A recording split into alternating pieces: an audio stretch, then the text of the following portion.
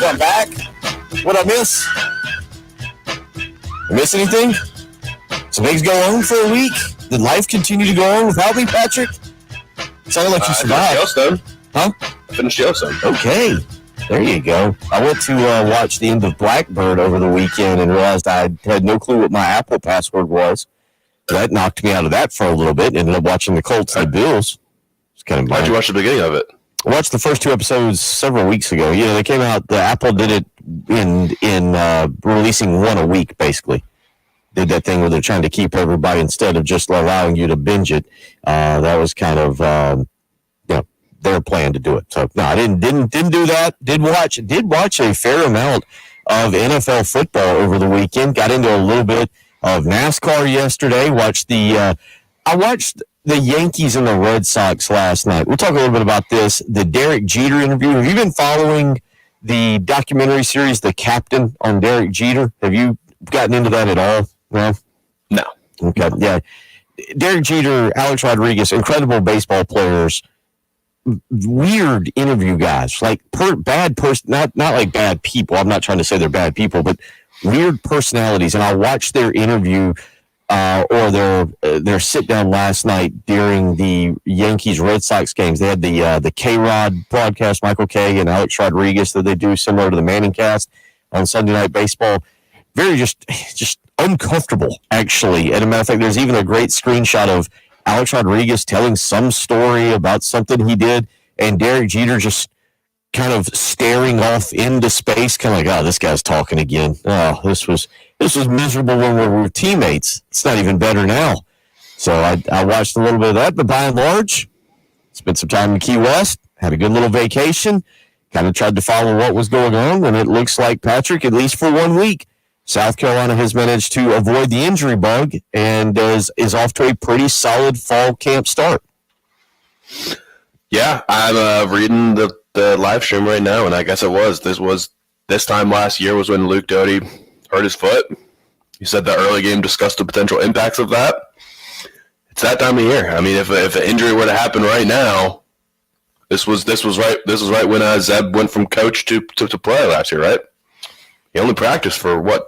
A week or a couple weeks before the first game? It was for Luke Doty. It was right before I think it was the day before the very first scrimmage that occurred last year.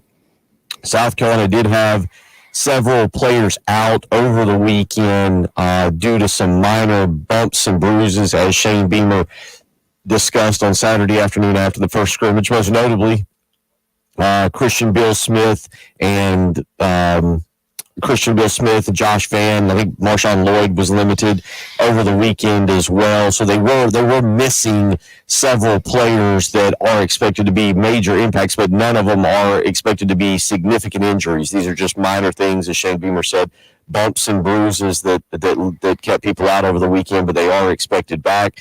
That'll be good news. But again, you go through. I left last Saturday night, got down to Key West on Sunday, and again, tried to track and follow it. Did watch, and I'll get into a little bit with some of the topics that you discussed last week, but I did watch the Welcome Home series on Wednesday night, and we'll give some thoughts on that. But yeah, through the first week, it seems like if you're a South Carolina fan, if you're Shane Beamer, if you're another assistant coach, you're fairly pleased with what has kind of transpired, and obviously it's very difficult. You look at Clemson this weekend, they suffer a few injuries there. Texas was the one who had the 2 really bad injuries over the weekend.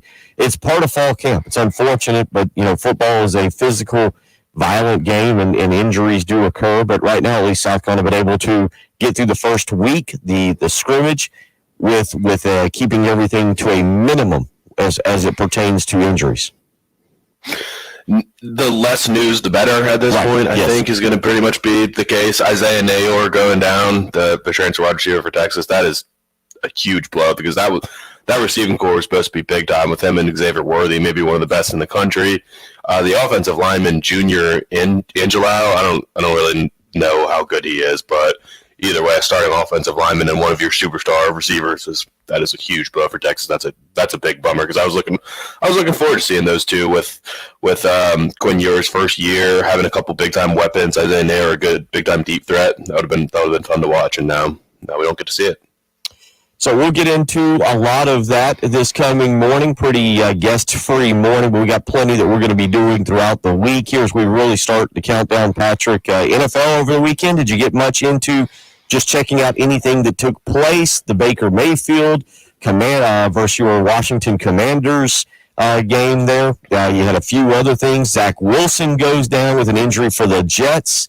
I'm trying to think of any other major storylines. Again, I got into the Colts and the Bills on Saturday afternoon. Matt Barkley, how about that? Leading a little bit of a comeback there.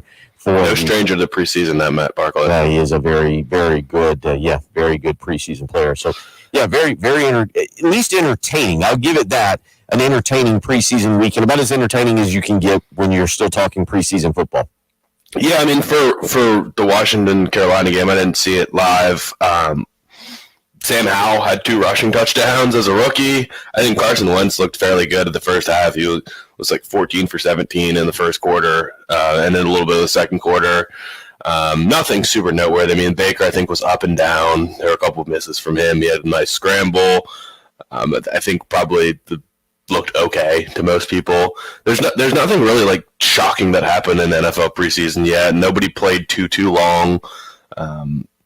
But yeah, we're waiting for game number 2. I feel like game number 2 is where everybody's going to play. I'm curious how the coaches are going to kind of plan it because we knew in the past that game 4 no one was going to play. That was where everyone sat the bench. Game 3 was where all the starters played a decent amount, like at least a full quarter. Game 1 and 2, you kind of work them in. But now that there's only 3, some teams didn't play anyone at all. Like Aaron Rodgers not playing at all. Mm-hmm. But game 3, I assume, is going to be the same way, where it's the last preseason game. No one's going to touch the field. So game 2 is where you want to watch because you're going to see all of the starters play and kind of get your last view of the starters. So for fantasy football people, you want to watch the first quarters of as many preseason games as possible, see the connection, see the rookies, figure out who's going to be worth drafting. And I think game 3 is going to be pretty boring. So I do like the expedited preseason though. So we get into a lot of that this morning, take a look at the NFL, but we'll also get into South Carolina, obviously, as they hold their first scrimmage of the preseason over the weekend. Shane Beamer coming away fairly pleased, discussing the performances of Spencer Rattler and Luke Doty. Again, a few injuries, some minor, at least according to Shane Beamer, some minor bumps and bruises that the Gamecocks dealt with over the weekend, but we'll get into that a little bit. We'll revisit, Patrick, some of the things you talked about last week and anything that you want to throw at me that popped up throughout the week there. That the Welcome Home series, I had a chance to watch that. Interesting. Nothing like a very good 30-minute infomercial for the fun and excitement of South Carolina football. And then also, we'll just mention it, a 1-1 tie for our good buddy Tony Annan this weekend as the men's soccer team made their debut against Duke. And that game goes to a 1-1 tie, obviously an exhibition game, so not going to play the extra minutes there. And by the way, did you see that Premier League? I did get into Chelsea versus Tottenham yesterday. That is intensity at its finest when your 2 head coaches at the very end aren't real sure how to shake hands and exit the field in a calm manner. Who was to blame for that? Was it the Tottenham coach that held on too long? I really didn't understand. If I understood correctly, and again, I did watch. I watched, but I'm not going to sit here and pretend like I was wildly into it.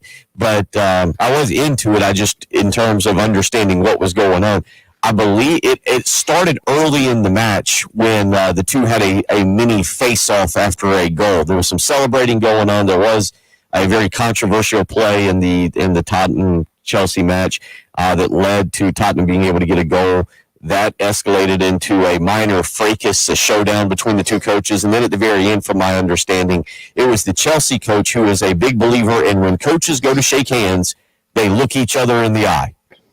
Whereas the Tottenham coach wanted to just have a quick shaking of the hands and moving on to whatever was next. And he did not feel the need to look the Chelsea coach in the eye, and that led to a brouhaha between the two soccer clubs. What was it? It was Jim Schwartz and Jim Harbaugh? That was the two that did this in the NFL, right? Correct. Almost started a fight. Shake my hand. Yeah, I do like that when they're really passionate about the long extended handshake.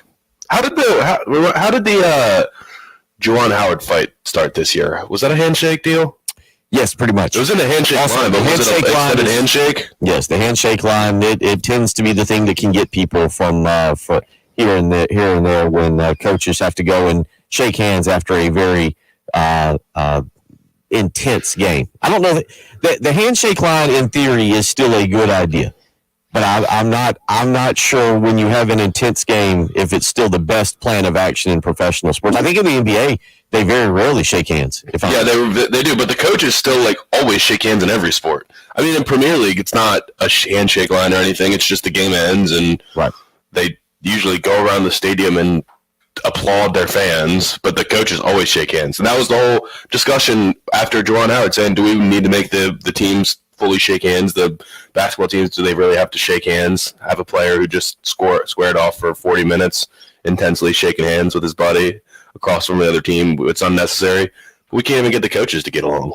Yeah. So we'll get into a lot from the weekend again as sports are coming back to us. NFL, college football, little Premier League soccer. So a lot for us to kind of cover. Again, Patrick had plenty that he discussed last week, and I know he's got some topics that he'll want to throw at me this morning. We'll get into some of those as well. If you want to be a part of the program, 803-404-6100. You can weigh in. Mr. Ed Bird behind the glass here, producing to my right, filling in as Jen takes her final vacation of the year. So we've got that going. Again, 803-404-6100. You can always hop on our live stream. Go to 1075 The Game's YouTube page. Search 1075 The Game. You can find, click, and subscribe. Plenty of people up. DC, RL, David, Anthony, Jerry, LeVar hopping on this morning. As Patrick, we're not far away now. The countdown to football season, it is dwindling almost. It's under 20 days now. I was going to say almost into single digits, but again, that depends on when you want to count week 0 or whatever you want to label. Not this coming weekend, but next weekend. So we'll talk a lot about that, get some thoughts on some things you discussed last week. And again, anybody that wants to weigh in this morning, 803-404-6100. You're listening to the early game on 1075 The Game. Here's what's coming up on the next Extra Point. Jason Fowler here from the Extra Point, and coming up on the Friday edition of the Extra Point, plenty more Carolina football to talk about. The Gamecocks were back in full pads yesterday. Actually, it's the first time in the 2022 season. A whole bunch of defensive players got to speak to me yesterday, so we'll let you hear some sound from Carolina defensive players. And the NFL preseason is officially underway. All football, it's football season. Coming up on the Extra Point. The Extra Point With Pearson, Preston, and Gamecock Central. 9 a.m. to noon On your home of the Gamecocks. 1075 The Game. Tell you what, definitely Key West. A lot of fun. Very humid, though. Made me really appreciate my air conditioner working back here in Lexington, South Carolina. Made me appreciate the great folks at AAA Heating and Air even more, because they have done such a great job of making sure my air conditioner was going to work all summer long. And even though we're only halfway through the month of August, you know there's still going to be some excruciating hot days coming up here in the last half of August and in the month of September. You need to get in touch with AAA Heating and Air today. Talk to them. Talk to the great folks there, Roy and Dana Finley. They've treated me just like a family member. They're going to do the absolute same for you right now. 803-677-1500. Again, that's 803-677-1500. If you're in the market for a new heating and air unit, AAA Heating and Air has got you taken care of. They'll work with you. Offer a $1,500 rebate to buy back your old unit, and then they guarantee financing. So even if you've had some credit bumps along the way and you're worried about not getting qualified for a brand new heating and air unit, AAA Heating and Air guarantees financing. So go ahead, call them today. Get set up. Get that $1,500 rebate. Get that guaranteed financing. 803-677-1500. Once you get all that done, how about this? You get a 15-year parts and labor warranty that's transferable along with the great deal AAA Heating and Air is offering you. 803-677-1500. Call AAA Heating and Air today. Tell them Bill Gunner sent you. This is Boomer Science with CBS Sports Minute. Sponsored by Angie. Angie's List is now Angie. Tackle home projects big and small at Angie.com. Now let's talk about Kevin's List. Big Ten Commissioner Kevin Warren's new media rights big project features Saturday noon games on Fox, 3:30 afternoon games on CBS, and prime timers on NBC. Total annual Big Ten revenues could surpass, get this folks, $1 billion per season. I'm Boomer Science. CBS Sports Welcome to AutoZone. Thinking about gas mileage? Wasn't bad, Craig. Actually, it was, 12 hours down. We spent 12 hours in the car. We had a couple stops at a couple of the little island bars on the way out. But yeah, 12 hours down, 13 hours back. But it wasn't bad. It really is not it's long. You know it's going to be long. But it's really not a bad drive. I wouldn't want to do it, every month, but once every 5 or 6 months, I can make that drive. That was not bad. Just get to 95 and boogie on down. It was a good trip. That's the thing I hate about taking vacations, though. I was hard getting back up at 6 a.m.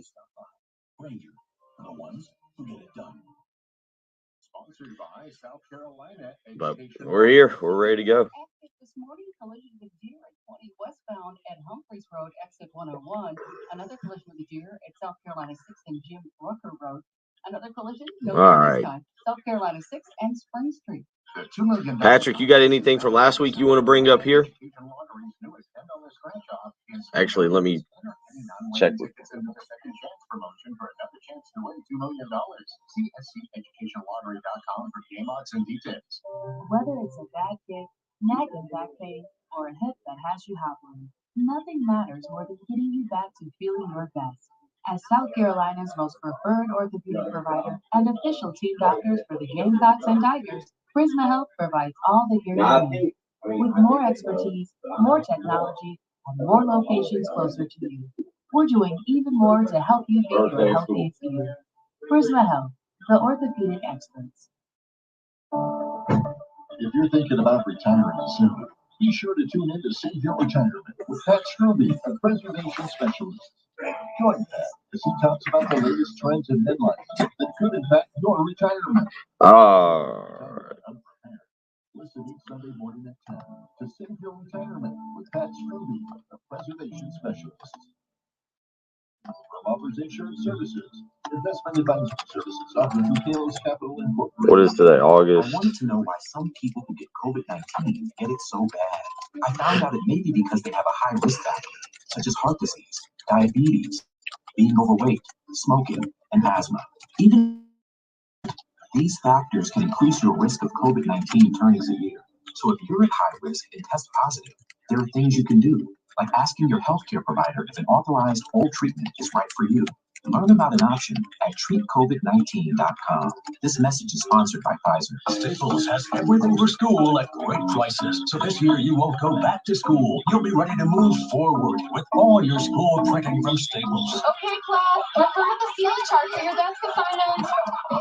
Class, can't read yet.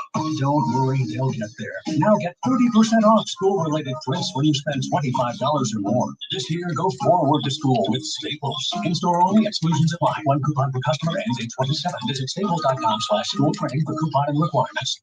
Broadcasting live from the Herndon Chevrolet Studios. This is 1075 The Game. Stop by, shop online today, and see why Herndon Chevrolet makes you smile. The early game. With Phil Gunther, Patrick Perret, and Jim Jensen. On your home of the Gamecocks, the early game. 1075 The Game.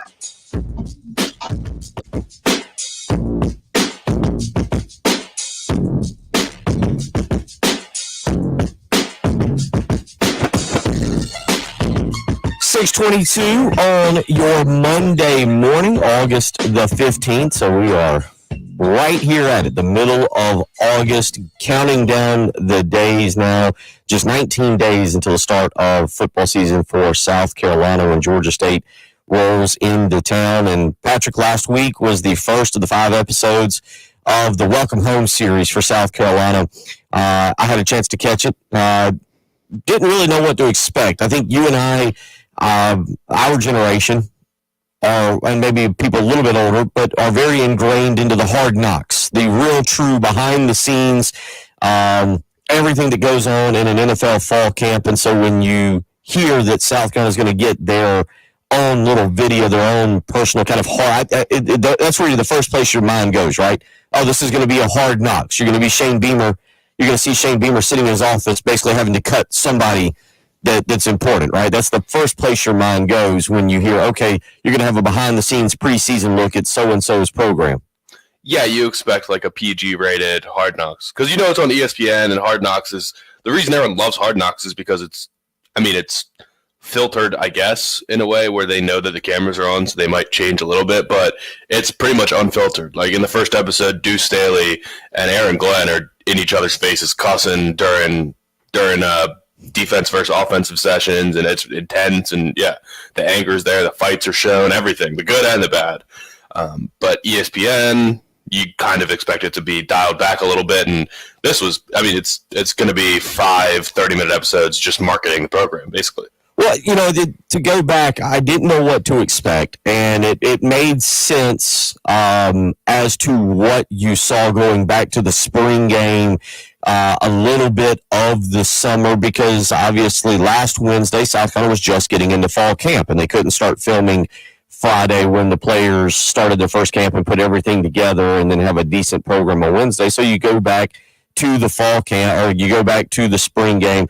It is something, look, in this day and age, in social media, and Justin King, who's so valuable to what South Carolina is going to do or what they like to do. Justin King has admitted, hey, just making videos doesn't win us football games, but it is a way to promote the program. And certainly, I'm assuming South Carolina has a lot of say, not just some say, but a lot of say in what goes on air here. But they showcased the hide and go seek game that was done this summer. They showcased the camaraderie that happens, I believe, out at Fort Jackson is where they were at. They showcased a little bit of the family atmosphere with Marshawn Lloyd and kind of also, his family. It was a well done piece, but I'm interested to see this coming week how they go about showing the first week of fall camp and what exactly, or what type of interviews you get, and how it opens up to us for what South Carolina is doing in fall camp. Well, what I said last week was that it was kind of an extended look or a highlight reel of what we've seen on social media for the past few months. Good point. So for South Carolina fans, a lot of this stuff you've already seen on Twitter or on YouTube or wherever these Gamecocks media department videos go out. But for people that haven't seen it and they're like, oh, that's fun, South Carolina's doing a hide-and-go-seek game. Oh, cool, doing sort of the Fort Jackson boot camp thing. That's fun. A lot of camaraderie building, the fun environment.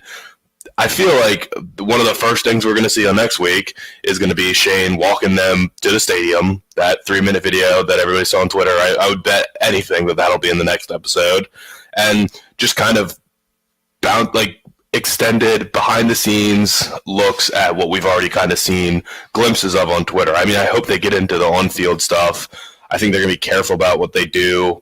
Not like you can give anything away from a documentary series like that, but it's probably going to be focuses on Spencer Rattler and some of the seniors that came back. Zach Pickens, I would think, will probably have a little, not a full segment, but maybe like a little interview thing with him like they did with Marshawn Lloyd. They're going to probably pick like one player to highlight in every episode, I guess. Like, they're very quick though. I thought it was going to be an hour episode, and it was over before I knew it. Yeah, I'm with you on that. I don't know. Again, I don't know what I was expecting. I thought it would be closer to an hour, and so when it wrapped up in 30 minutes, I was left trying to figure out what to do with the final 30 minutes there before we went to dinner on Wednesday night. But again, an interesting look into South Carolina football, and I'm with you. It's going to be an infomercial for the Gamecocks over the next several weeks, and it's something that will not hurt the program. Again, I'll be interested. Obviously, the first scrimmage of the preseason taking place over the weekend, and kind of to your point, I would think some of it is going to highlight Luke Doty, who, as RL on our live stream was pointing out, It was about this time last year, going into the first scrimmage, that you had the significant injury to Luke Doty's foot. That obviously, I don't think he was ever 100% during the regular season. I think it's been a very good off season for him, being able to learn under Spencer Rattler and to not have that pressure of being the starting SEC quarterback. Spencer Rattler can kind of absorb that and shoulder that, and it allows Luke Doty, really, Patrick, the first opportunity for him to kind of learn the quarterback position. You know, under Will Muschamp, he comes in, they don't have a spring practice, then he's being bounced all over the field there in 2020. Hey, go try wide receiver. All right, come back and try quarterback. Then obviously he got the spring under Marcus Satterfield and Shane Beamer in 2021. But then even last season, being injured, never fully being healthy, obviously the season-ending injury against Vanderbilt. I think the last 6-8 months as he's gotten healthier has been really good for him, with nobody talking about, nobody really having to discuss exactly what the expectations for him is. Everything is on Spencer Rattler. Yeah, it's a full offseason of only playing quarterback, of the second offense coordinator again, the repeat offense. So last year, I think when he was hurt, it was a lot of film room stuff and just mentally going through reps. So he was probably pretty familiar with the offense. But now, which he's never experienced, the offense coordinator returns. The same offense is going. Not worrying about how to play wide receiver and quarterback, not worrying about injuries, just being fully healthy. He was already probably pretty engaged in the game planning last year, just because he wasn't able to be on the field. So that was sort of the only stuff he was able to do. And now sort of get the chance to implement it slowly without all the pressure and get comfortable with some of these receivers and stuff. And I would think it's going to be good for him. And if you get year 3 under Marcus Satterfield next year and Spencer Rattler's off to the pros, then he should be fully ready and experienced with the offense and know every sort of level of it and detail of it and be ready to rock. 803-404-6100. That's how you can be a part of the program this morning. Again, you can go to our live stream and hop on, go to youtube.com, search 1075 The Game. We'll continue talking about this, get into some NFL as well. Richard asking if Patrick saw Sam Howell ball out over the weekend, as a lot of rookie quarterbacks getting a little bit of time. Malik Willis had a pretty solid start there for the Titans as well. We'll get into that. You're listening to Bill Gunner and Patrick Pratt. It's the early game on 1075 The Game. Our 15th anniversary celebration on 1075 The Game is sponsored by Lexington Orthopedics and Sports Medicine, getting you better sooner. on your home of the Gamecocks, 1075 The Game, and the new 1075 The Game app. Getting out, purchasing a vehicle, it should be a really enjoyable experience. It's quite the big deal. You're about to spend a lot of money on purchasing a vehicle. That's going to be a big chunk of the family budget. Not only do you want to find the right car, the right truck, the right SUV, but you want it to be a fun experience. If you've ever taken your kids to purchase a car, you know how excited they get when you start purchasing that car and they get that new car smell and they get all fired up riding the back seat. That's why the folks at Love Chevrolet, they're the absolute best in the business. And not only do they offer you the largest selection of vehicles with 14 acres of brand new Chevys, not only do they offer you the absolute best deal, the $1,000 low price guarantee, and not only do they have the best customer service, salespeople that have been in there for over 20 years, but they make it a great experience. They don't hassle you. They don't harass you. They don't bother you. They don't try and pressure you into some sale. They work with you. They offer you advice. They give you the information you need to make an informed decision. And that's what makes Love Chevrolet stand out amongst the others, is the way they treat their customers. That's why they've been in business for over 60 years, taking care of families right here in the Midlands, just like you and I. So go visit Love Chevrolet, I-26 in Harbison between Lowe's and Frankie's Fun Park. You can also visit them on the web, lovechevy.com. You can even speak with a seasoned professional over the web and purchase your car right there. You can find the make, the model, the interior, the exterior, everything you've been looking for from Love Chevrolet. They're going to take care of you, whether it's in person or whether it's over the web. I-26 in Harbison between Lowe's and Frankie's Fun Park, or on the web, lovechevy.com. Get out to Love Chevrolet and find new roads. Well, friends, the Midlands' best-kept secret is no longer a secret. The secret's out there. Charwood Golf Club is the Midlands' must-play golf course anywhere. If you want pure golf, no pool, no tennis. Robin, I'm not sure what it is. I mean, I don't know if it's something here or, I mean, it's not my computer because I'm talking through my computer. Whereas the other way, I'm talking through Hey, this is Paul Romanstein, proud owner of Midlands Landscape and Lawn. Even after 25 years of business, the other way, I'm continue talking to through build the Midlands Landscape around the the trust system of our here. customers. Our desire is to turn your outdoor space So I'm not sure into a what green the space. issue would be. Midlands Landscape can create and install patios, fire pits, outdoor fireplaces, outdoor kitchens and cabanas, retaining walls, and even swimming pools. Let us build your outdoor living space. Call Midlands Landscape and Lawns at 356-8080 or Midlands. Yeah, I know I'm fine now, but that's because I'm talking through my computer, not through our system. So I don't know. May just have to take it out if it's continuing to be a problem, but then y'all wouldn't be able to hear the phone calls, I don't think, or hear anything through the web. Quarterbacks were both in command Saturday after Carolina's 23-21 win over Washington. Jets second-year quarterback Zach Wilson had knee surgery in Los Angeles after suffering a bone bruise and meniscus tear Friday night against the Eagles. The status for Week 1 is uncertain. No Kirk Cousins and no Derek Carr in the final Week 1 preseason game, with the Raiders beating the Vikings 26-20. Finally, Joe Burrow threw for the first time since having his appendix removed 19 days ago. Preseason rolls on and spots are on the line as NFL teams must cut their rosters to 5 this week. This has been NFL Network Now on the Westwood One Radio Network. Realtors abide. Oh, This is a Local 9 in action. Beth, a it was first-time great. homebuyer, It was great. It was except that she wanted to buy a home, but her realtor an example though of why I don't even giving her copies to review with her lawyer. why I'm not crazy about vacations, because then you come back and you got to get back into rhythm. And it's really been weird the last few weeks with everything that's been going on. I've only been here. I've only been in studio one day the last 4 weeks. Of course, 5 of those I was on vacation. Well, 10 of those, 5 I was in Atlanta, 5 I was in Key West. So Don't worry, they'll get there. Now get 30% off school-related gifts when you spend $25 or more. This year, go forward to school with Staples. In-store only, exclusions apply. 1 coupon per customer ends 8/27. Visit staples.com/school printing for coupon and requirements. What we're talking about on 107.5 The Game. Sponsored by Legendary.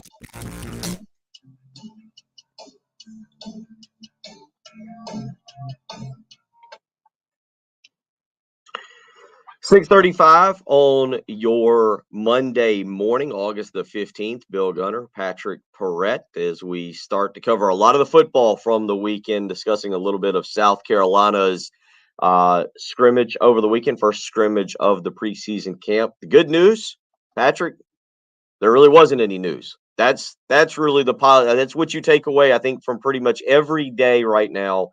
When South Carolina has a practice, is you basically want it to be as mundane and boring as possible when Shane Beamer speaks to the media. I just, if he comes out and he says Spencer Rattler looked great, let's be honest, then everybody's going to get fired up and worried about the defense or the secondary. If he says the defensive line looked great and they were in the backfield making tackles, then everybody's going to lose their mind over the fact that potentially South Carolina's offensive line is not ready to go. So basically, you want just about no news after every Shane Beamer interview, correct? Okay, that is a good yes. That is one where I think you can hear that and you feel very confident, very confident.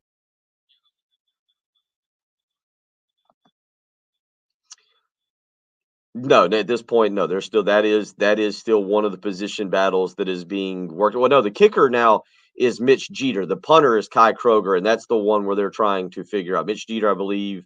Well, I don't think he's officially been named the starter, but I believe he is right now the kind of the front runner to get the job. I mean, I'm guessing you don't have to make an announcement on that until Thursday, Friday, even Saturday morning of game week. But I would assume that Mitch Jeter is kind of at the forefront of who we're talking about to be the place kicker there to replace Parker White.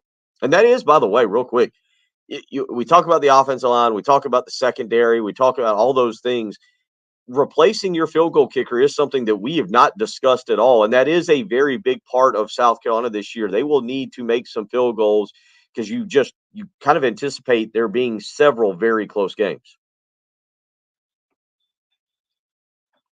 Pretty much, yeah.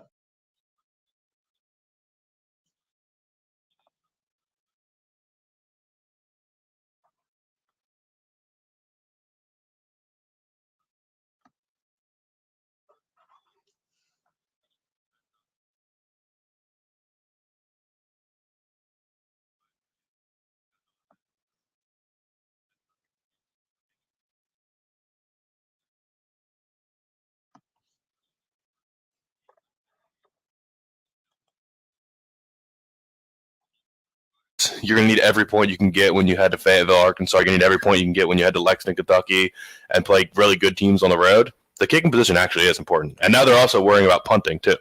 Yeah, and I'm trying to think if there was a gap in there when maybe somebody can help me, because you had Spencer Lee. When you mentioned it, I think you even go further back on place kicking. Ryan Suckup was basically here when Steve Spurrier got here, and then I think, and somebody can correct me if I'm wrong, I think it was actually Josh Brown to Ryan Suckup, and then it went to Spencer Lanning, and then it went to Elliott Fry, and then it went to Parker White. Maybe somebody out there can correct me if I'm missing a guy here or there in that group. But you're all right. South Carolina has been very competent at the field goal kicking aspect of the game for the last, I guess, 14, 15 years when you go back that far with, I guess if you start with Suckup, and then I think it was Spencer Lanning. I might be missing somebody in there prior to him, but you go Suckup to Lanning to Fry, and then obviously to Parker White. Yeah, and we've seen teams collapse because, I mean, my cousin and I were talking about Alabama teams of the past, like the early Saban Alabama teams. It seemed like they never had a kicker, and the Alabama kicker was just a running joke because they were great every position except the kicker. And that 9-6 game against LSU, they had multiple kickers miss 3 different kicks, and it was just a nightmare. But that's not a position that South Carolina has ever kind of worried about, at least as truly as far back as I can know. I can't go kicker for kicker like that, but they've just been rock solid, and they've got multiple guys in the NFL too. 803-404-6100, how you can be a part of the program this morning. Yeah, I mean, certainly that is probably, you make a good point on that. Yeah, that is the one spot you'd like to hear positive. You'd like to hear news each and every time out. Is it, hey, the kicker looked good? But again, I don't know what you're hoping to hear, because on Saturday, Shane Beamer did talk about, by the way, said Spencer Rattler comes out and leads the first team offense against the first team defense down the field, said their drive stalled out in the red zone. They did have to settle for a field goal, and that they did make it. He said on the second drive, they had to kick a field goal as well. Now, again, one of the things from this weekend when we talk about the offense, they were missing Josh Vann, Christian Bill Smith, and Marshawn Lloyd, several offensive guys out this weekend that you expect to be big-time contributors. But on the flip side of that, Patrick, you do get to work those wide receivers. You've got to continue to develop some chemistry there with Juice Wells and Corey Rucker, guys like that. I think Rucker might have been out over the weekend. I have to go back and look exactly at the entire injury report. But you do have to continue to develop some guys at that wide receiver position to be able to step up and be second, third, fourth options. You have to know your rotation. I mean, everybody's a little bit different. So just sort of depending on the play or the area of the field or the down and distance and everything, you might have a set rotation, but you want them to be comfortable too. I mean, I don't know if you need to have different guys that can work multiple spots. Like, can Juice Wells play in the slot and the X and can he play every position? Does he need to? I want it to be, my worry with the receiving core is always going to be predictability. Whereas if you see these 3 guys out here, these are sort of the only couple plays or concepts that they run when Corey Rucker, Juice Wells, and Amarion Brown are out there. This is what they're going to do. So get comfortable with that. I hope that we have like 5 guys. I don't know how many receivers you want to see putting up big time numbers or contributing in a big way. I don't know if you want to see, top 3 guys or 4 guys really establish themselves as the go-to guys. And then after that, it's a random rotation given injury or something like that. 803-404-6100. We'll continue talking about that. And then we'll get into some rookie quarterbacks over the weekend in the NFL as the first full weekend going. Ronnie weighing in said, Kenny, small hands Pickett. Not a bad weekend for the Steelers. We'll get into that, talk a little Malik Willis, get some thoughts on Sam Howell, too, for Patrick's Commanders. A lot to get to this morning. If you want to be a part of the program, 304-404-6100. You're listening to the early game on 107.5 The Game. The Halftime Show with Jay, Terry, and Tommy. 2 to 3. On your home of the Gamecocks. 107.5 The Game. Sponsored by Allstate. Car versus deer accident, 20 westbound at exit 101. That's Humphreys Road. There's a collision at 26 westbound at exit 113. Another collision at 77 southbound at exit 1. And a third collision, 20 westbound after the Spears Creek Church Road exit 82. Are you a safe driver? Are you looking to save money? With DriveWise from Allstate, the safer you drive, the more you can save. At Allstate, better protection costs a whole lot less. Visit allstate.com or call an agent for a quote today. In today's digitally driven world, the internet has become more than just a convenience or a luxury. Among other things, it keeps family members connected with loved ones, workers connected with their jobs, and students connected with their instructors and lessons. That's why the U.S. government created the Affordable Connectivity Program, also known as the ACP. I've been out. When you miss a week, I just completely forget how to do my job. I'm sitting here having to remember everything that we typically do. We're proud to participate in this important program. The text line, the getting some of the stuff up on the live stream, doing some tweets. To learn more about the ACP, Welcome back. I'll be out tomorrow just because it's the first day of school, as Robin said. Where'd Robin said last day before? Yeah. I'll take my kids to school, and then that's it. No more vacations until mid-December.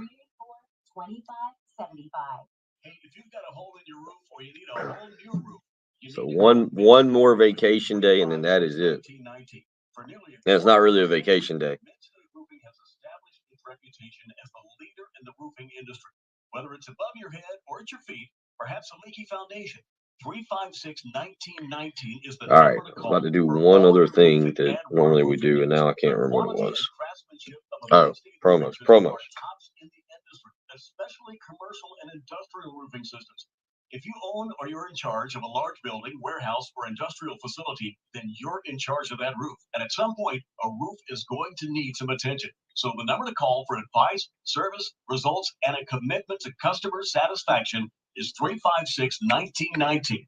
See all that Midstate has to offer when you click on midstateroofing.com. Tell them Midstate Twins. If you have a leak, let Midstate Roofing take a peek. 356-1919, midstateroofing.com. The demand for your used car is at an all-time high, and it's never been worth more. Herndon Chevrolet needs your trade. We'll buy your car, even if you don't buy ours. And to prove it, we're willing to beat any. We'll get the hang of it again, RL. Just took a little break, and now I completely forgot how to do the job. That's all. Just completely got used to sleep until 8 a.m. Now I just completely forgot what I'm supposed to be doing here.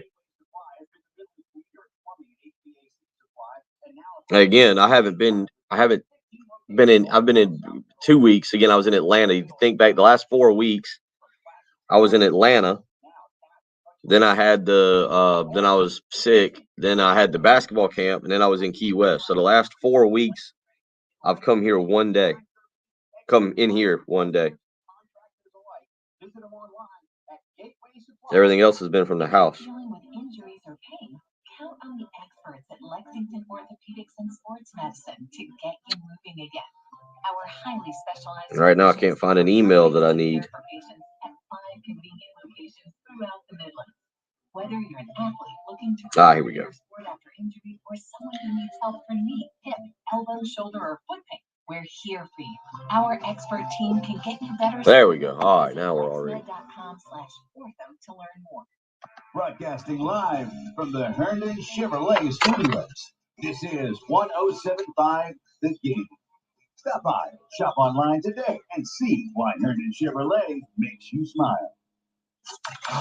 The early game. With Phil Gunter, Patrick Perret, and Jen Jensen. On your home of the Gamecocks. 107.5 The Game.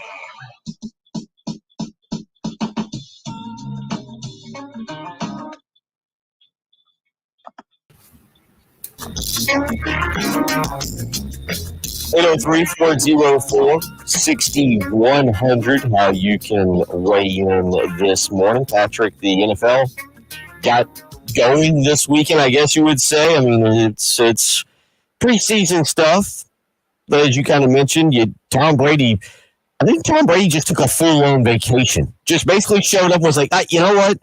I've done this for 22 years. I'm going to take a 2-week vacation. I'll be back after the second preseason game. Aaron Rodgers didn't play. Deshaun Watson did play. But all in all, it's still preseason football, so let's take it with a grain of salt. But what did you make of several of the rookie quarterbacks and their opening performances to start the weekend? Quarterbacks, I did think Malik Willis was impressive on Friday. I mean, he's clearly raw, and maybe it's going to be a year or two or however long before he's able to actually start. It's a lot of it's going to depend on how Ryan Tannehill plays as well. But of all of them, he did a couple things that you just do not see. I mean, he had a sort of underhand flick throw that was really impressive. That was sort of Mahomes-esque. He had a nice scramble, clearly a really talented runner, and then one deep ball to Racey McMath, LSU product. Just clearly a different type of thrower and athlete. Very few people can make a couple of the plays that he flashed.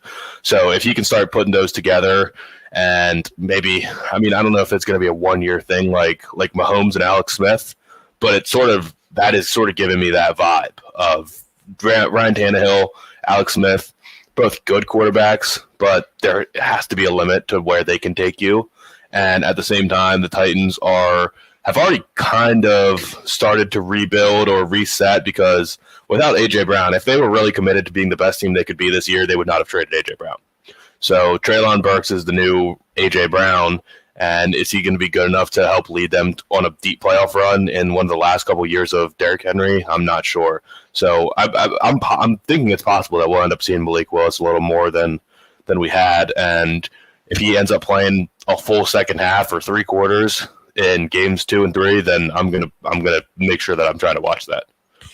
One of the more interesting, I think, quarterback battles that really could emerge is in Pittsburgh. Kenny Pickett over the weekend, the Steelers win 32-25 over the Seahawks.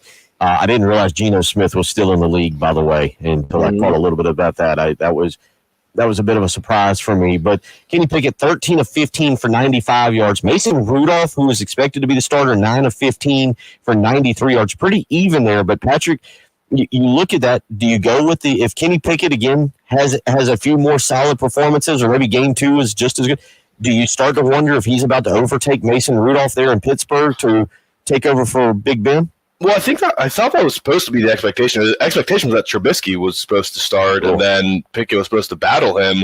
But apparently Trubisky has been really bad. Yeah. And just sort of played himself out of that opportunity. Mason Rudolph, though, I mean, I saw him put one in a bucket to George Pickens. That was really impressive, to the corner of the end zone on the right side. But we also know what he is. Like, we know that he's limited, and there's only so far that he can take you, and it's probably not the playoffs. I mean, he's not good. So if he's slightly better than Kenny Pickett, I feel like you just kind of play the rookie and let him figure it out. Kenny Pickett's a good athlete too. And the whole reason that they drafted Kenny Pickett in the first round, when he's not a special thrower. I mean, he's got the small hands. He's a pretty good athlete. He's accurate, but he doesn't have a huge arm. The whole thing was that, hey, he's the guy that's ready to play right away. This is why you take him first. If you were in the Kenny Pickett camp, because no one agreed on which quarterback was the best last year, but if you were aboard the Kenny Pickett train saying he is the best, it was because he's the most polished, he's the most developed, he's going to be ready to go the soonest. So if it's close, just let him play, because you know what the upside of Mason Rudolph is, and it's not all that much. But if you put Kenny Pickett out there, you at least hope that each game is a learning experience and he can get better. So I don't know. I don't see any reason not to play him at this point. If you were Green Bay, did you come out of the weekend being more thankful that you realized you needed Aaron Rodgers? Because I definitely thought Jordan Love's performance went down as one of the worst. And it probably wouldn't have been noticed if there hadn't been the whole, all right, we're going to maybe consider moving on from Aaron Rodgers to Jordan Love. What, at about this time last year? I think this is when the tweets were coming out of the last ride or whatever. Devontae Adams. Yeah, the last dance. Yeah, Jordan Love, 13 of 24, 176 yards, 2 touchdowns, 3 interceptions, and a 28-21 loss to the San Francisco 49ers. Jordan Love is, I mean, you're going to look back. The Packers, if you're a Packers fan, you will look back on this and then boy, oh boy, what could have we done to help Aaron Rodgers with that first round pick? Oh no, we just spent it on Jordan Love, who is about to be a complete bust, I think, in the NFL. All they wanted was a wide receiver for him, like just someone to take the stress off of Devontae Adams at that time. And not only that, they traded up to make sure that they got Jordan Love in the first round. Didn't call Aaron. That's going to go down as one of the worst decisions ever, especially when Jordan Love ends up being terrible. Because there were multiple sides of that discussion. It was half the people saying, "What are you doing? You're upsetting your MVP quarterback for no reason. You didn't even warn him. He wants to play for 5 more years. What are you doing?" And the other half of people were like, "Well, they did draft Aaron Rodgers when they still had Brett Favre and didn't need a quarterback, and that worked out pretty well for them. Did they just draft Jordan Love and they're going to go Favre, Rodgers, Love, and he's going to play for 15 years and win them a Super Bowl?" No, he stinks. He's terrible. I don't know what happened there. And there was rumors of, hey, maybe now that they've re-signed Aaron, maybe they'll trade him to a quarterback-needy team. They need him to play well in the preseason for that reason. Like, he needs to accrue some value because first-round quarterbacks generally at least maintain their value. You could at least get a second-round pick for him because somebody will give him a shot. But no, no one would trade anything for him at this point. That is an awful experiment at this point. And it was not like he wasn't a first-round sort of prospect. I mean, he was expected to be a background first guy, but boy, has that been ugly. Some positive South Carolina-related news for Green Bay. J.J. Enagbare with a very solid performance against the 49ers, had 3 tackles, 2 quarterback hits, and had a sack against the 49ers. He's been a guy, Patrick, that has actually drawn a lot of praise, 5th-round pick there by Green Bay, and he's a guy that is drawing a lot of publicity. A little article on him on Packers.com about 5 things they learned at training camp last week. Keep an eye on J.J. Enagbare. I know we're talking offense and trying to help Aaron Rodgers, who go and win one more Super Bowl, but at least from a South Carolina standpoint, Enagbare with a pretty good start to camp and a pretty good performance against the 49ers over the weekend. Yeah, and he's going to have a chance to play a lot. They had the Smith brothers for all those years, the last 3 years or so, Zadarius Smith and Preston Smith on either side. Zadarius Smith is gone, and now they have Preston Smith is back, and on the opposite side, J.J. Enagbare is going to have every chance to go ahead and seize that role. The buzz on him, I mean, PFF loved him as a prospect, said he was one of the best in the country last year. He dropped down into the second round because even though he graded well, he just didn't blow people away at the combine, but clearly he's a good football player, and the pressure is not going to be on him to get home every single time. But going against those second and third units, I mean, it was the third quarter, and he feasted on the backups over there. So hopefully he gets more reps with the ones, and we can see what he's able to do against a starting NFL right and left tackle. Do we have a quarterback controversy in Washington? Carson Wentz, 10 of 13 over the weekend, 74 yards. Sam Howell, 9 of 16 for $145. No, but I guarantee you there's going to be fans, if they're not already, saying we need to start Sam Howell. Sam Howell, 2 rushing touchdowns and looked good. It clearly looks – it was the fourth quarter, though. I mean, Carson Wentz didn't look bad. I'm not a Carson Wentz guy, so I don't expect this to go well. So if they wanted to do it, I'd say, okay, whatever. But no, I don't expect there to be an actual controversy. We'll get more into that. Baker Mayfield, 4 of 7 for 45 yards. Sam Darnold had a touchdown pass in his 3 attempts. He was 2 of 3 for 16 yards. Matt Corral, 1 of 9 for 11 yards. So we'll talk more. All that buzz died down pretty quickly. Oh, and you about to have your head ripped off. It makes for a welcome to the NFL weekend. Ugly. We'll talk about that. Carolina. We'll talk about that. We'll get back into South Carolina's first scrimmage of the preseason as well. It's the early game. 7-5 the game. Gamecocks, Braves, the NFL with live local radio. 107.5 The Game, WNKT FM, East River, Columbia, a Cumulus media station. Are you ready for a new car? State Credit Union now has new car loan rates as low as 2.2. All right. A member of State Credit Union yet? Joining is fast and easy. Visit their website for details. SCU.com. Boy, I'm gone for just a couple days. And in the market for an electric vehicle, ask about additional funds for the purchase and installation of a charging station. Terms and conditions apply. Rates, conditions, and programs subject to change. without notice. Equal Housing Lender, State Credit Union, federally insured by the. Starting on August 26th, you don't want to miss the 107.5 The Game Golf Tournament live from Charwood Golf Club. That's right, we'll be out there. $100 per player, $400 per team. Breakfast is included. Lunch from Little Pigs. We'll have a closest to the pin challenge, long drive prizes. Call out and reserve your spot today. 803-755-2000. That's how you can register, but register early. Last year we ran out of spots. 803-755-2000. It's the 107.5 The Game Golf Tournament from Charwood Golf Club. There we go. In today's digitally driven world, the internet has become more than just a convenience. Get some of that fixed. It keeps family members connected with loved ones, workers connected with their jobs, and students connected with their instructors and lessons. That's why the U.S. government created the Affordable Connectivity Program, also known as the ACP. This program provides eligible low-income families with discounts of up to $30 a month to help pay for their internet service. And here at FTC, we're proud to participate in this important program. FTC urges all eligible. Patrick, did you? I've never got you in that text. I got tied up. Key West. Did you get Chris Deering in on Friday? You got it. Yeah, I texted him. Okay. Yeah, we had a good time. It was kids didn't really care for the beach that much, so we did a lot of walking around on Duval Street and looking at just some of the other little places that you can go. But I mean, in terms of, we didn't do any of the glass bottom boats or the dolphin. I don't think my kids would be good at snorkeling just yet. They'd panic. So we didn't get heavily involved in that stuff just yet. They did like the pool. It was a very nice pool, and they liked seeing all the sights. But we had some pretty good food. Tacos, a lot of good tacos. I think we've come up with a new Twitter account for Austin. It's going to be called, because he really all he eats is tacos and chicken tenders, and I don't know what's wrong with him, but like as soon as we sit down at any restaurant, basically he like has to go to the bathroom, go pee. And so from now on, I think we're going to have a Twitter account for him called Tacos, Tenders, and Toilets, where he just rates your tacos, your chicken tenders, and your bathroom.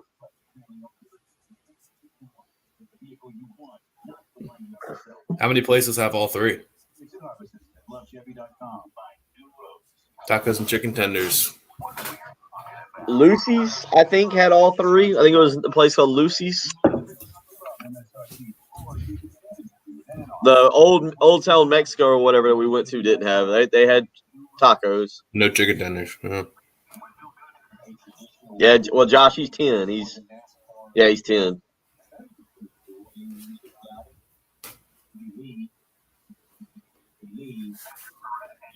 Or what better party? Oh, yeah. You, your ego, and your second ego. I mean, that would be a great party. That would be so much fun. Those are the people that I love the most. Because I love me.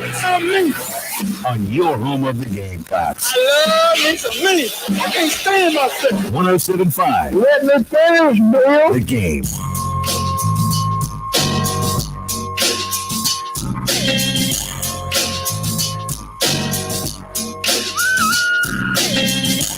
Hour number 2 of the early game. Bill Gunner, Patrick Perrett, Jen Jensen taking her final vacation of the, really, you get to this point, it's about of the year, because we were just 19 days away from the start of South Carolina football.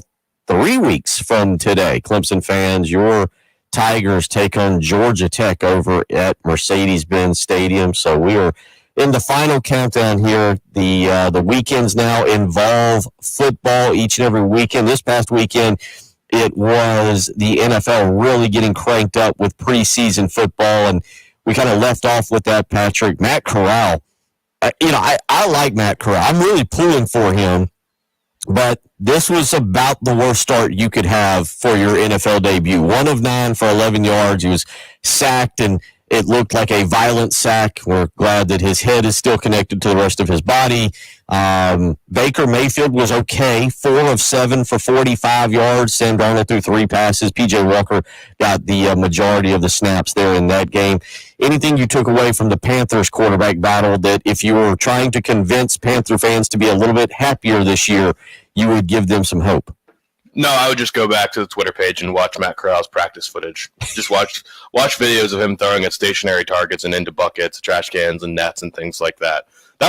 That's why we have to be careful. Everyone got so fired up when they saw him throwing impressive passes to trash cans into corner nets and scrambling without defenders. And turns out when there are actual other defenders on the field and the players have to run, it's a lot harder to play quarterback at that point. So we're just going to have to slow the roll. I mean, it was always going to be a process with him. Played a very collegey offense. Everything was schemed up for him. It was Lake Giffen made life very, very easy for Matt Corral at Ole Miss.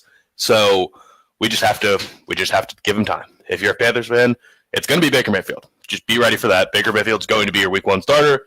It'll probably be his only year in Carolina. It'll probably be Matt Rule's last year in Carolina. Just hope that Ike Ekwonu is good. Hope that Christian McCaffrey stays healthy. DJ Moore stays there forever. J.C. Horn is good. Just the young guys, the core players, hope that they're good to go and successful so that when a new coach comes in, you can hit the ground running because this is going to be it. I think they're going to be bad. Shi Smith over the weekend, 2 catches, 34 yards. He was targeted 5 times by Panther quarterbacks. That's a guy, look, he got injured last year, kind of like J.C. Horn. Smith had to deal with a few injuries there, bumps and bruises that slowed him down. But he's gotten off to a pretty good camp there for the Panthers. And for a team, as you mentioned it, that's trying to find somebody to pair along with DJ Moore to go maybe with Robbie Anderson, Shi Smith's got a chance, Patrick, maybe to break into that lineup and become a rotational player. Maybe the number 3, maybe the number 4 guy. Yeah, I mean, because he has in that same draft class, they drafted Shi Smith, they drafted Terrace Marshall from LSU. Terrace Marshall was a 2nd-round pick, and Shi was all the way back there in the 5th or 6th. So Terrace Marshall probably has a leg up, but if Shi outplays him, they're not going to hesitate to get him out there. The only other person that's really fighting for time, I think, at this point, I mean, Rashard Higgins has played plenty of NFL football. He was the number 3 guy mostly for the Browns. Shi does have a very real ability to get out there and get reps. This is going to be his time. That there's going to be targets to go around. Like DJ Moore is clearly the number 1, and it's not particularly close. Robbie Anderson is a good number 2, but that 3rd spot, I expect there to be a rotation. And if Terrace Marshall's not going to seize that job like they want him to, then it's going to be there for the take. And Shi Smith has already flashed a little bit. So I'd be excited. It'd be pretty cool if he can do that. Panthers actually head up to New England this week for a couple dual practices with the Patriots, and the Panthers will take on the Patriots Friday night, 7 p.m. on the NFL Network. You also get Houston versus the Rams on Friday night. Your preseason action will get going this coming Thursday when Chicago travels to Seattle. Get fired up for that one. You get a whole bunch of Drew Lock. Justin Field, did you see the story real quick on Chicago and the field conditions and the NFL Players Association not happy with the field? That's a shame. How do you allow that to happen? It seems like a lot of things are falling apart in Chicago. Soldier Field, which I would love to see them keep. They're throwing out all kind of crazy ideas. Let's just throw a roof on it, a dome. Let's do this. But then the field over the weekend, and the Players Association not pleased with the conditions for which their players were playing on. No, it's a mess over there. Everybody's getting hurt. They can't do anything right this offseason. Their next biggest talking point is wanting to put a dome on an already built stadium. Roquan Smith is requesting a trade because he feels like they're trying to screw him over. I don't know what's going on there. The turf is a concerning thing too, though, because Washington dealt with that in their stadium. Everyone was complaining about the turf, and they had to put a lot of work in and replace that whole surface. If players think that it's dangerous to play on your field, you're screwed. Like, getting free agents is going to be difficult. People are going to want to just sit out of practice. They're going to request trades because that is their money. If they think they're getting hurt on fields, then they're going to be taking money out of their pockets, and they're not going to be okay with it. I do not know how Chicago's just screwing up everything right now. It is a nightmare situation. Justin Fields, I feel bad for. He's screwed. Be interesting. That's why we've sent Jen up there to get the Bears right this week, to get them back on track. She'll be back on Monday. Hopefully the Bears themselves will be back on track. Also over the weekend, South Carolina holding their first preseason scrimmage. Marshawn Lloyd, Christian Beal-Smith, Josh Vann, Corey Rucker, Sherrod Green, and Landon Sampson, all the ones that were held out of the scrimmage on Saturday. And Patrick, to an extent, we're still learning Shane Beamer as a head coach, right? Like, we're still learning. Shane, we know, is an ultra positive guy. you're not going to get him coming out and really kind of putting down his team, putting down his players. Steve Spurrier would do it occasionally to kind of get a message through the media, but Shane's an ultra-positive guy, and one of the things that he was ultra-positive about this weekend was the play of his top two quarterbacks, Spencer Rattler and Luke Doty. He did admit that he'd like to see Spencer Rattler get the ball out a little bit quicker, but when you talk about offensive weapons like Lloyd, Beal Smith, Van, and Rucker all being out, Landon Suggs was a guy we thought was going to have to be a weapon. Now, all of a sudden, because of the transfer portal, he doesn't have to necessarily make the impact we once thought. But it sounds like the offense was still able to hold their own, missing what appear to be some very key pieces to that offense. Yeah, and the getting it out thing is something that is just going to come with time, I think. It's just, if you don't know everything about the offense or you're not completely comfortable with it, you might hold on for an extra second because you're thinking, hey, is he about to break his route aside? I'm pretty sure he is, but if I throw it and he doesn't, then it's going to be a pick. You just got to wait one extra half second for things like that, and that comes with developing chemistry, trusting that your receiver is going to be in the right place, and trusting just overall the offense. So I'm not too worried about that. I'm glad to hear the reviews. I think just more live bullets right now, just getting comfortable playing in scrimmages, real defenses. It's best. It's probably good that you're throwing to other targets and not just relying on the guys that you're gonna be most comfortable with. Maybe you make bad decisions and say, well, I trust Corey Rucker, so I'm gonna just toss it up there. He can go make a play. You get comfortable with every single receiver. So only good things, I think, coming out of this right now. As long as the reason that everyone's sitting out is nothing serious, then you're happy. Do we become slightly worried, or maybe some of you out there are past the slightly part of it, but do we become a little worried about the long-term health of Marshawn Lloyd, who, again, the knee injury was one thing 2 years ago. I mean, that was kind of a freak incident. And what was kind of crazy to go back is you saw the video of it on the Welcome Home episode on Wednesday night. I had not seen that, but they actually showed the video of him, and it was a pretty harmless play where he runs up the middle and it kind of makes a cut, and unfortunately for him, sustains a significant knee injury, Patrick. But you actually got to see the video of it. Then he's supposed to play a large role in the bowl game this past year, but has a hamstring injury in the days leading up to that. And again, he was out at the end of last week, was not out there on Friday, and did not participate on Saturday. South Carolina has some depth at running back. Juju McDowell, Rashad Amos have drawn some praise. Lavassier Carroll is a former 4-star running back. Christian Bill Smith is expected back. But Marshawn Lloyd is a guy that was a huge recruiting win. South Carolina doesn't go out of the state of South Carolina and land players like that very often, and they did with Marshawn Lloyd, and we're waiting. And do at some point you start to become just a little concerned about his injury status? Yeah, I mean, I think it just becomes a talking point now. Like with Christian McCaffrey for the Panthers, it's every year. Hopefully McCaffrey can stay healthy because we know that if he's out there, he's going to be great. You're approaching that territory with Marshawn Lloyd where it's like anything we can get from him is going to be good. We like our running back room. He's not the only person we're relying on to contribute. But it was, in hindsight, I mean, it was the hype for him for that opening season was off the charts. And you would hear in practice other players saying, this guy is absolutely electric. Wait till you see him play. The spin moves, the hurdles, like everything was crazy. He was supposed to come in the same recruiting class as Tank Bigsby. And when Tank Bigsby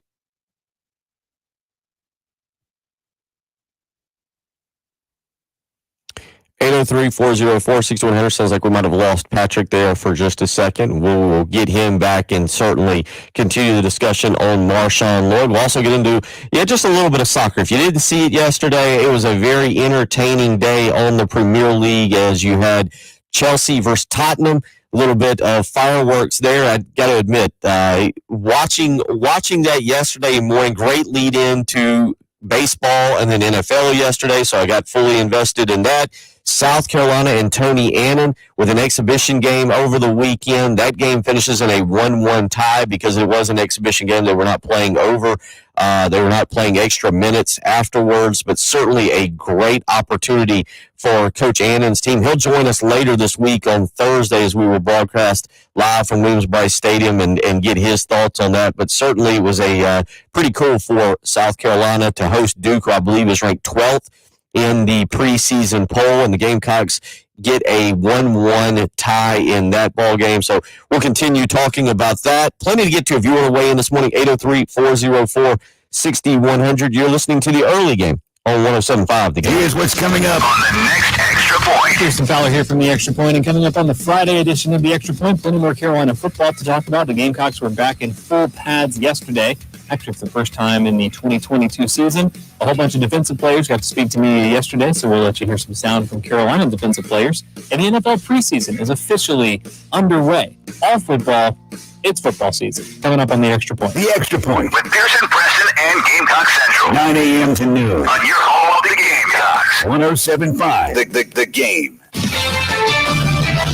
This is Boomer Science with CBS Sports Minute, sponsored by AutoZone. Get in the zone, AutoZone. Tearjerker alert. I just watched a viral video of a youth league baseball player who gives his grandfather the ball from his first home run. It's autographed and inscribed, "Papa, I love you." When Grandpa asks why, the young slugger replies, "You taught me everything about baseball." Man, I can only hope for such a moment in the future. I'm Boomer Science. CBS Sports Hey, I'm Andy. And every morning I wake up thinking about shaving. When I started Harry's almost a decade ago, the shaving industry was a mess. Flashy, overpriced razors as far as the eye could see. I just wanted a great shave at a fair price. Too much to ask? I didn't think so. And that's why I started Harry's. 10 years and 20 million Harry's customers later, we're still obsessed with giving you a quality shave experience. Sharper blades, a better lubricating strip, and making our handle grippy in all the right places. All upgrades based on your feedback. And it all comes at a great price. Seriously, as low as $2 per cartridge. These days, my mornings are a little bit different. Good morning, girls. But I still wake up thinking about shaving. Our starter set has everything you need for a close, comfortable shave. 5-blade German-engineered razor, weighted handle, and shave gel. Get yours now for just $3 with free shipping, backed by our quality guarantee. Just go to harrys.com now and enter code CBS Minute at checkout. That's harrys.com, code CBS Minute. Sponsored by KFC. A car versus deer accident 20 westbound at exit 101 at Humphreys Road. Blythewood Road and 77 due to an accident. The roadway's blocked there. An accident on 20 westbound after Spears Creek Church Road, exit 82. Another collision on 77 southbound at exit 1.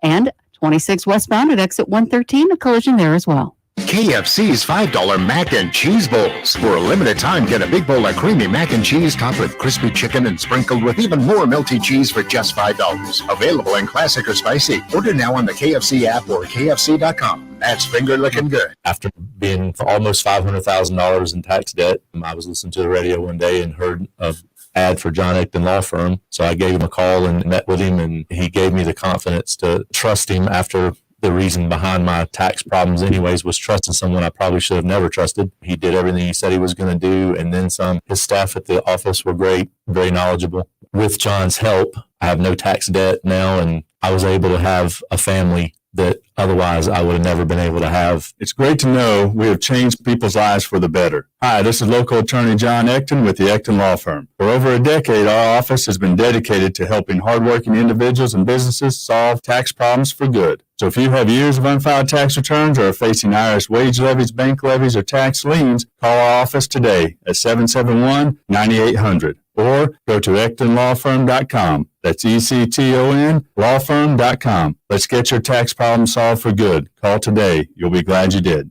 What's up, guys? It's Wes Mitchell. Be sure to catch the 2022 Gamecock Central Kickoff Party presented by 1801 Venture Club on Saturday, August 20th at Still Hands Brewing. Part pep rally, part concert, and all party will have food, drinks, music from Patrick Davis and his Midnight Choir, and everything Gamecock football in between. This party is free to attend, but a limited number of VIP tickets still remain online at stillhandsbrewing.com that will get you in early and with a number of perks. Benefiting the Hayden Harris Family Foundation, we'll see you out there Saturday, August 20th at Still Hands.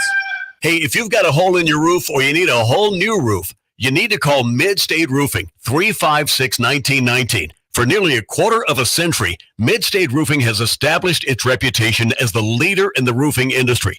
Whether it's above your head or at your feet, perhaps a leaky foundation, 356-1919 is the number to call for all your roofing and waterproofing needs. The quality and craftsmanship of a Mid-State roofing system are tops in the industry, especially commercial and industrial roofing systems. If you own or you're in charge of a large building, warehouse, or industrial facility, then you're in charge of that roof. And at some point, a roof is going to need some attention. So the number to call for advice, service, results, and a commitment to customer satisfaction is 356-1919.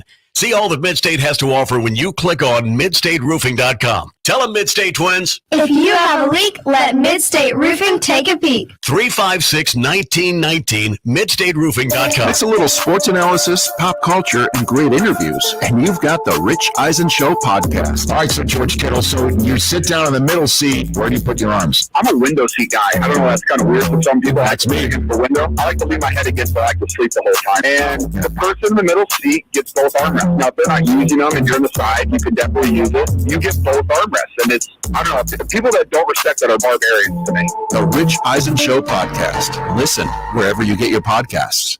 Time now for the Old Timey Meat Market clip of the day.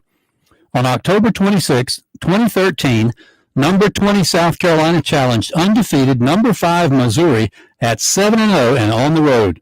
And it was a thriller to say the least. Connor Shaw came off the bench to lead Carolina from behind and into overtime. In the first OT and down 24-17, Shaw and the Gamecocks faced 4th and 10 from the Tigers' 15-yard line. Here are Todd and Tommy. We had 3 of the last ones that got them down. Yeah, you just got to score. If you get tackled, it's over with. You're right. You got to throw to the end zone. Yeah, you're right. You're right. It's a gutsy call, but boy, it's been successful. 4th and goal from the 15. Play clock down to 3. Connor Shaw lifts the leg. It's all right here. Shaw out of the gun. Throws the corner of the end zone. Got it. Touchdown Carolina. Touchdown Bruce Ellington. And a beautiful throw within a yard of a window. And the Gamecocks hold on. They need the extra point to take it to the second overtime. Oh, my. I didn't mean that. I just couldn't hold it back. I've been dealing with it all my career. I've been doing it mine, too. Ellington. Final score, Carolina 27, Missouri 24 in 2 OTs. And that's our Old Timey clip of the day, sponsored by Old Timey Meat Market with 3 locations, Lexington, South Congaree, and St. Andrews Road in Irma. Broadcasting live from the Herndon Chevrolet Studios. This is 107.5 The Game. Stop by or shop online today and see why Herndon Chevrolet makes you smile. The early game With Bill Gunter, Patrick Barrett, and Jim Jensen. on your home of the Gamecocks. The early game, 107.5 The game.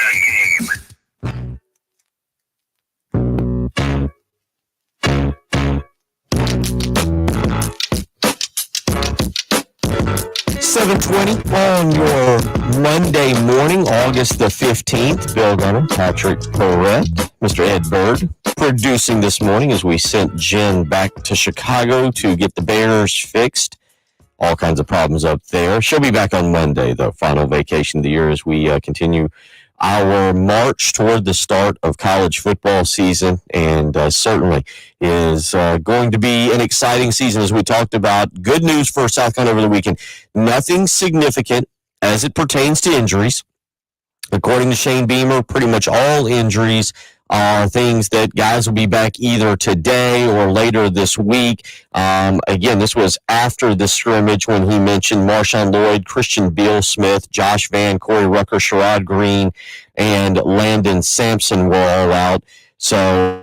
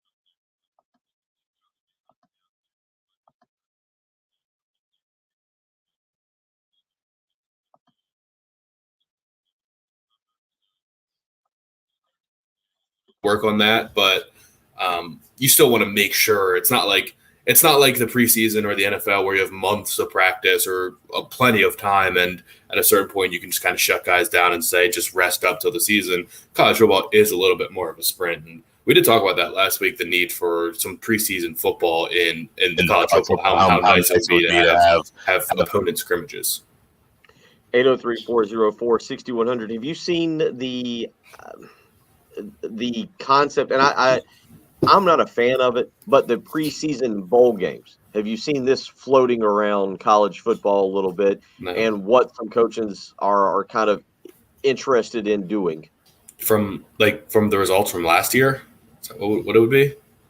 Yeah, they've got a couple different. I've read of a couple different concepts. ESPN put this out. I think it was about 2 weeks ago, and it was kind of bowl games to start the college football season. A couple of coaches have come out and said that they would be on board with it, mainly because of what you just said, being able to go and have a preseason game. And basically, I don't want to say who cares about bowl games. That's kind of the wrong attitude. But at the same time, let's be honest, if South Carolina had lost the Belk Bowl, the Dukes Mayo Bowl, we'd have shrugged that off, right? We'd have said, well, they were on their fourth quarterback, and you know what? Jason Brown had transferred out, and J.J. Enagbare had decided not to play, and Marshawn Lloyd was like, they won it, so we built it up.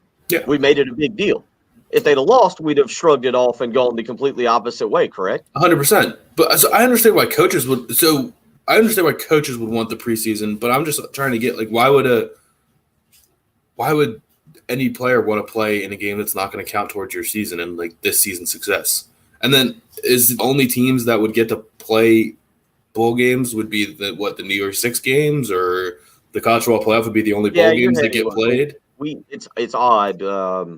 The last time I took a vacation at the end of June, when I came back, Southern Cal and UCLA were in the Big Ten, and you and I were going through the month of July expecting complete chaos as it pertained to conference realignment and the college football playoff and everything. But we do see talking in a realignment and a new era of college football. I mean, you do see at least a minimum, and I think it's now going to be 16, but you see a minimum of a 12-team college football playoff, right? Yeah, it's going to have to be. Yeah. And also, if you go with the concept, if you are willing to embrace the concept that college football and the Power 5 or the Power 4 or whomever it's going to be, 60 some odd teams break away, we're going to understand that the concept of whatever we've got now, 42 bowl games, I think, ridiculous, but I do enjoy it because college football in December, it can't be beat. But the bottom line is you move toward that concept of the whole bowl game scenario is kind of on the brink of extinction. Because if you've got a 16-team playoff, but also remember, as I say this, you've dwindled down what is the upper echelon of college football to roughly 60 teams. Maybe you get to 70, maybe. So if you got a 16-team playoff, maybe you've got 10 other bowl games, maybe 15, maybe you include 30 teams and you got 46 out of your proposed 60 or 70. The bowl system is going to be very strange. I mean, look at the Rose Bowl, Patrick. What is the significant? The Rose Bowl now, the granddaddy of them all, one of the most prestigious bowl games out there. I'm not sure where it's necessarily going to fit in when it's not hosting the playoff anymore. Depends who's playing in it. I mean, because Ohio State did not care.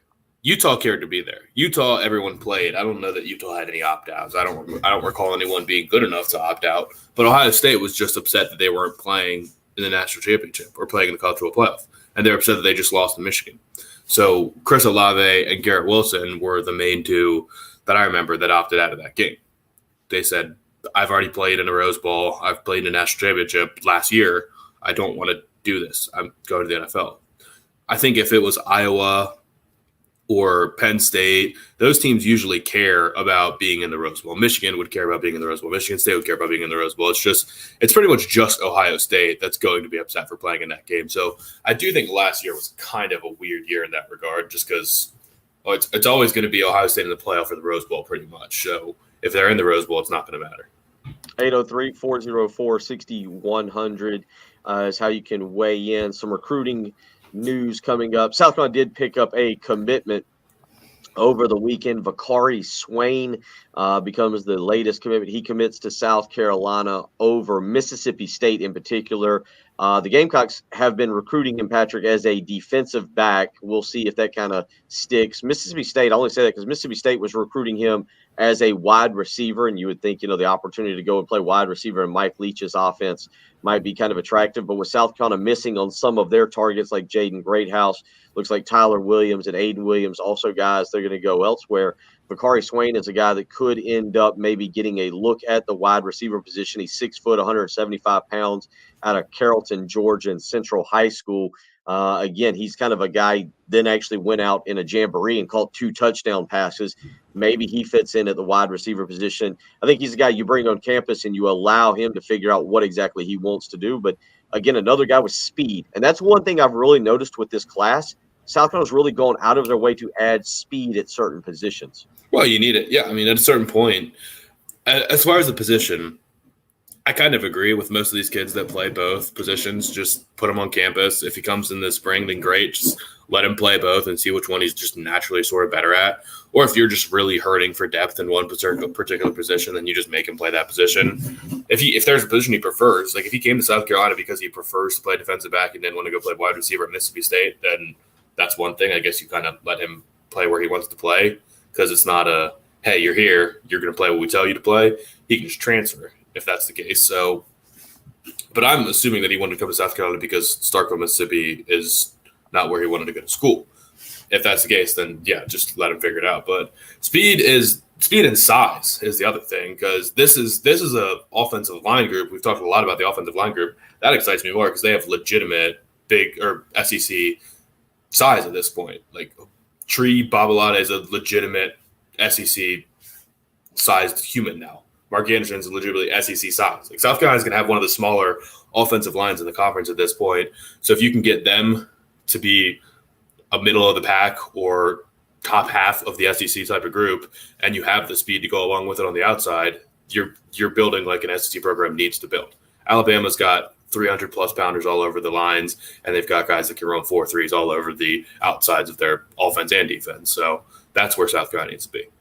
It will be a big week for South Carolina as it pertains to a potential commitment. Xavier McLeod, the defensive lineman out of Camden, the number 3 player in the state behind offensive tackle Monroe Freeling, interior offensive lineman Marquis Anderson. Those are 1 and 2. Xavier McLeod is number 3. 24/7 Sports has him ranked as the number 172 player overall and number 25 defensive tackle in the class, 6'4", 320 pounds. South Carolina and Georgia kind of thought to be the top 2 for him. Patrick, he's set to make a commitment on Thursday at 5 o'clock. And that's kind of a situation where, again, we talk about building. We just talked about speed. We talk about building along the lines of scrimmage. South Carolina, if they get the commitment of Xavier McLeod, will have landed 3 of the top 4 players in state in the 2023 class. All three of them are line of scrimmage guys. Marquis Anderson, the interior offensive lineman, Xavier McLeod, and Monique Rames, the defensive lineman. And that's what they need to do. That's what Shane Beaver talked about in his opening remarks for the SC Media Days, keeping the best players in the state. And he's making an effort to do so, building relationships there. You need to build that way. And it is on the line of scrimmage. When there's guys that are big-time SEC players and you have them in your backyard, you need to land them. And it seems like he's pretty close to doing that. Especially, you also just need to keep the buzz going, keep the momentum going on the recruiting trail. So you land a Vakari Swain, but you lose a Jaden Robinson. If you can add another commitment on top of that, you're going to feel a lot better. South Carolina currently 19th in the 24/7 Sports recruiting rankings. If they were to get a commitment on Thursday, if things kind of stand as they do, and they were to get a commitment from Xavier McLeod, they would move up to 17th in the recruiting rankings. Clemson getting a commitment over the weekend. They are now 8th in the 24/7 Sports recruiting rankings. One of the surprises, Patrick, just one, because I didn't know. I know it's pretty easy, or it's easier to recruit to Oklahoma, prestige, tradition, all that stuff. But Brent Venables off to a great start out there. He has the number 7 class in the 24/7 Sports recruiting rankings. So Oklahoma, 11 4-stars, 1 5-star prospect in their class. Brent Venables certainly getting it done as well. We'll continue talking recruiting, get back into the scrimmage that was, some NFL news, a lot to get to this morning. You're listening to Bill Gunner and Patrick Prince, the early game on 107.5 The Game.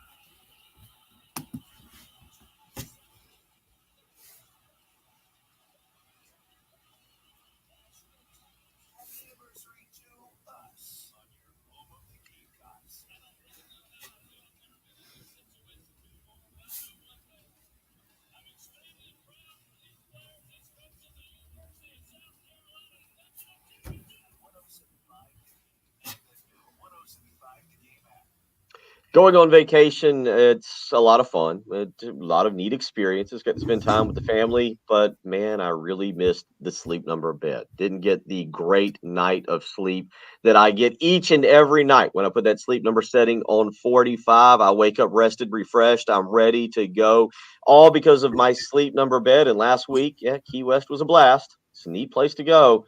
But until they get a Sleep Number bed in that hotel, I'm not sure I'm going back. That was the great part about being home this weekend. Putting that Sleep Number setting on 45, waking up rested, refreshed, and ready to go. You can do the same. A great deal taking place right now. Sleep Number's weekend special, where all smart beds are on sale. You can save 50% on the Sleep Number 360 limited edition smart bed, plus special financing subject to credit approval. Minimum monthly payments required. See sleepnumber.com for details.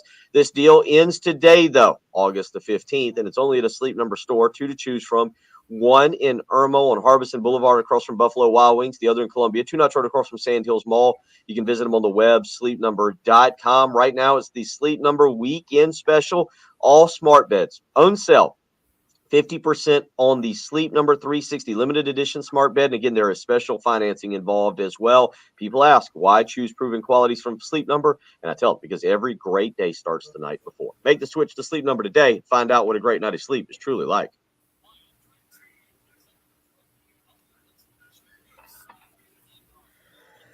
Oi.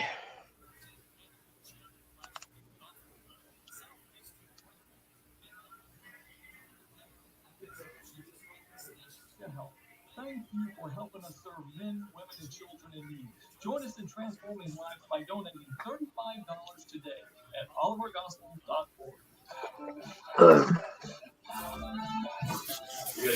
How does a car repair shop last in business for over 50 years like Sunneth Automotive? By providing affordable, reliable, and honest auto repair.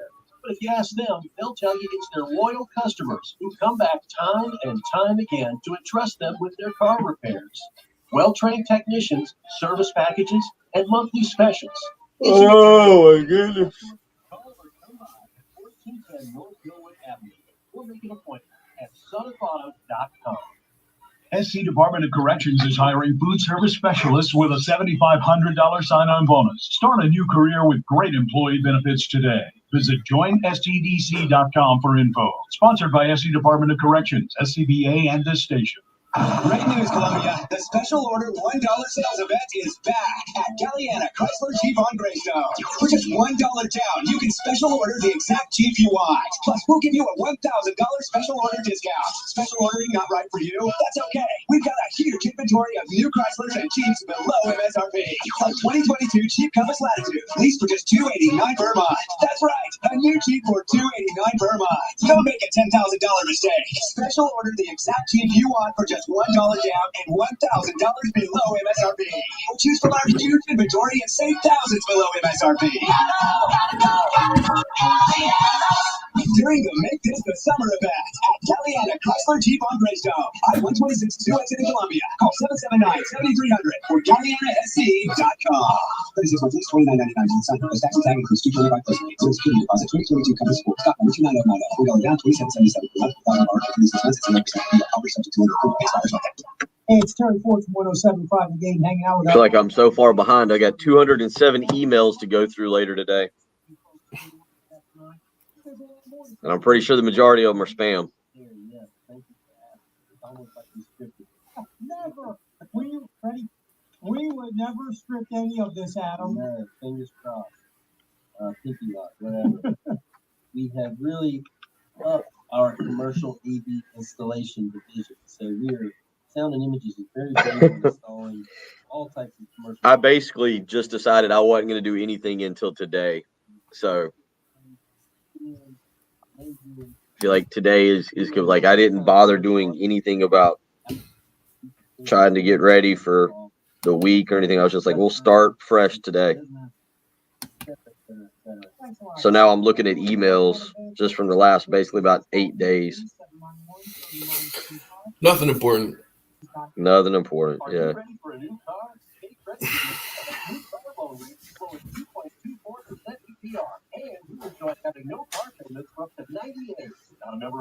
Ooh.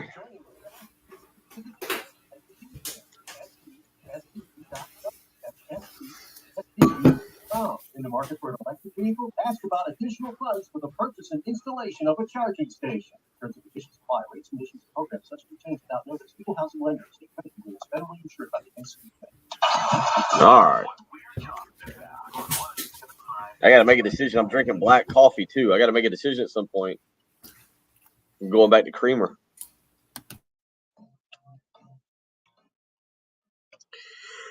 $7:38 on a Monday morning, 19 days away from South Carolina football, 21 days away from Clemson football. And if you're really keeping track, Patrick, 12 days away from, get fired up, Northwestern and Nebraska on week 0. You got a few other games that week as well. But, boy, Northwestern and Nebraska. Also, Vanderbilt and Hawaii. We shouldn't leave them out. That'll be a thriller. 10:30 late night Saturday night game, Vanderbilt and Hawaii. So college football 12 days away, Gamecock football 19 days away, your Clemson Tiger football 21 days away. NFL over the weekend, Patrick. Going back to the Carolina Panthers, it's going to be Baker Mayfield's job, we assume. We're not going to be surprised. They're not going to throw us a curveball on this, correct? All right.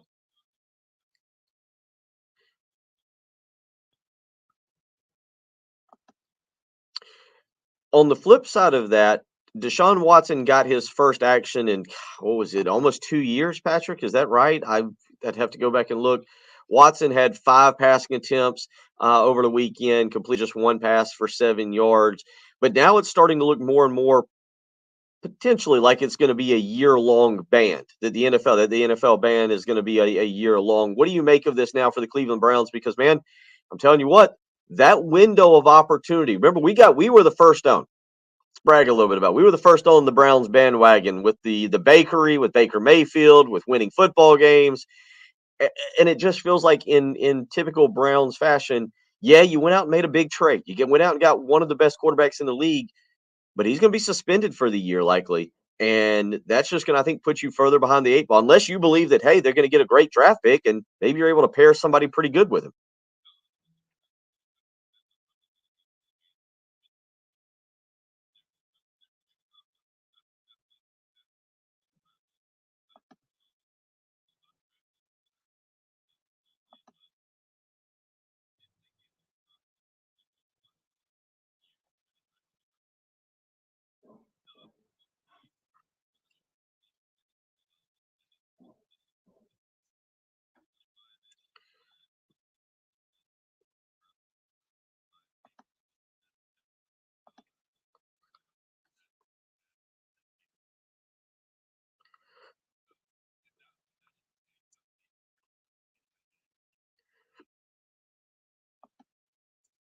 It would be, it's insane. And again, I don't know where exactly the Browns will fit in, not just this year, but moving forward. If you have a quarterback like Deshaun Watson, who's actually playing for your team, you tend to fit in pretty well with the rest of the NFL. And you just mentioned it. The Browns have a pretty good roster, but what is the window of opportunity for that roster is the big question to me, Patrick, because things in the NFL, they can close up on you in a hurry.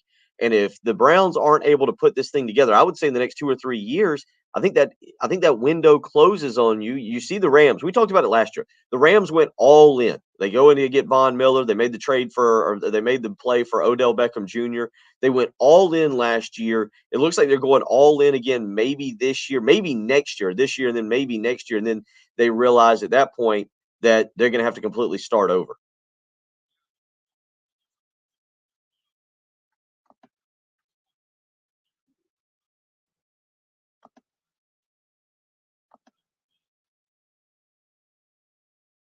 Good. Nick Chubb is still on a rookie contract and is great. Like things like that is where you need to be successful when you have a young, relatively inexpensive offensive line and a running back on a rookie contract who's a monster. That's when you really need to strike. Like they're in prime position right now, and if it's a 3 to 5 year window, then they're wasting a year of that right now. Maybe Deshaun Watson will come back and be that good that he's the type of guy that, if you have Patrick Mahomes, you have a window every year. If you have Aaron Rodgers, you have a window every year. Granted, they've both only won one Super Bowl so far, but you're still always going to be in the mix, and you're just a couple moves away from potentially being able to be a Super Bowl caliber team. I don't know if Deshaun Watson's that or not. I mean, he was really good last time we saw him, but that was 2 years ago. A lot's happened since then. Different circumstance. We've seen great quarterbacks go to different teams and not be great anymore. So I don't know, but this is horrible timing for them because Garoppolo is the quarterback. They'll probably win in games. Like they could be in that range, but they're not going to be a contender. Real quick, your thoughts on, I think this is always a fascinating conversation, playing your guys in preseason versus holding them out. We did not see Aaron Rodgers over the weekend. Tom Brady has decided to take a quick vacation. You did see guys like Carson Wentz get out there for a few passes, and Trey Lance got, 5 passes in the game for the 49ers. Zach Wilson gets out there, and now it sounds like he could be on the shelf for 2 to 4 weeks. He will have surgery later today, actually tomorrow in Los Angeles, after a knee injury over the weekend, and they're still waiting to get kind of some final expectations on that. But Patrick, where do you draw the line on, hey, we got to play our guy and get him some snaps. Okay, we got to keep him out and let him not get injured. Well, when he's not Zach Wilson, they had to play. I mean, that's just unfortunate. Like he needs to work. He wasn't incredible last year, and it's not just hey, let's rest him up. Now he needs to get comfortable. His left tackle is already out for the year. Mekhi Becton. They brought in Dwayne Brown, who's 37. He needs to get work in with Elijah Moore, with their new young receivers, Garrett Wilson. That's just a bummer. Like I don't know where you draw the line. The Packers have clearly drawn the line of, we have Aaron Rodgers. He's not allowed in the building. The Bucs have said Tom Brady's not even in Tampa Bay right now, or he's certainly not at the facility for another couple of days. He can do whatever he wants. But with young quarterbacks, that's just the risky play. I mean, you got to do it. 803-404-6100. We'll get into a few other things coming up in the next segment. Pretty entertaining Premier League match yesterday between Chelsea and Tottenham. And I do want to get some opinions. If you listened to it last night, Derek Jeter joining Alex Rodriguez and Michael Kay on the K-Rod podcast. It was interesting because of what has been transpiring with the docuseries, The Captain on Derek Jeter. But man, oh man, Alex Rodriguez and Derek Jeter, that was about as forced an interview as I've ever tried to watch. It was tough. It was interesting from the standpoint of what they were saying. Difficult because of personalities. 803-404-6100. You're listening to the early game on 107.5 The Game. Here's what's coming up on the next Game Time. Hey, it's Heath. Coming up Monday, the AP poll is out. We will have thoughts on what they had to say about college football. Plus, Panthers preseason game 1 is in the books. What did we learn about how Matt Rule's guys might look in 2022? We'll talk to you at 3. Game Time with Heath Klein. 3 to 6 p.m. on your home of the Gamecocks. 107.5 The Game. Sponsored by eBay Motors. I have a few accidents to tell you about. 77 southbound at exit 1. Also another accident at Blythewood Road at 77.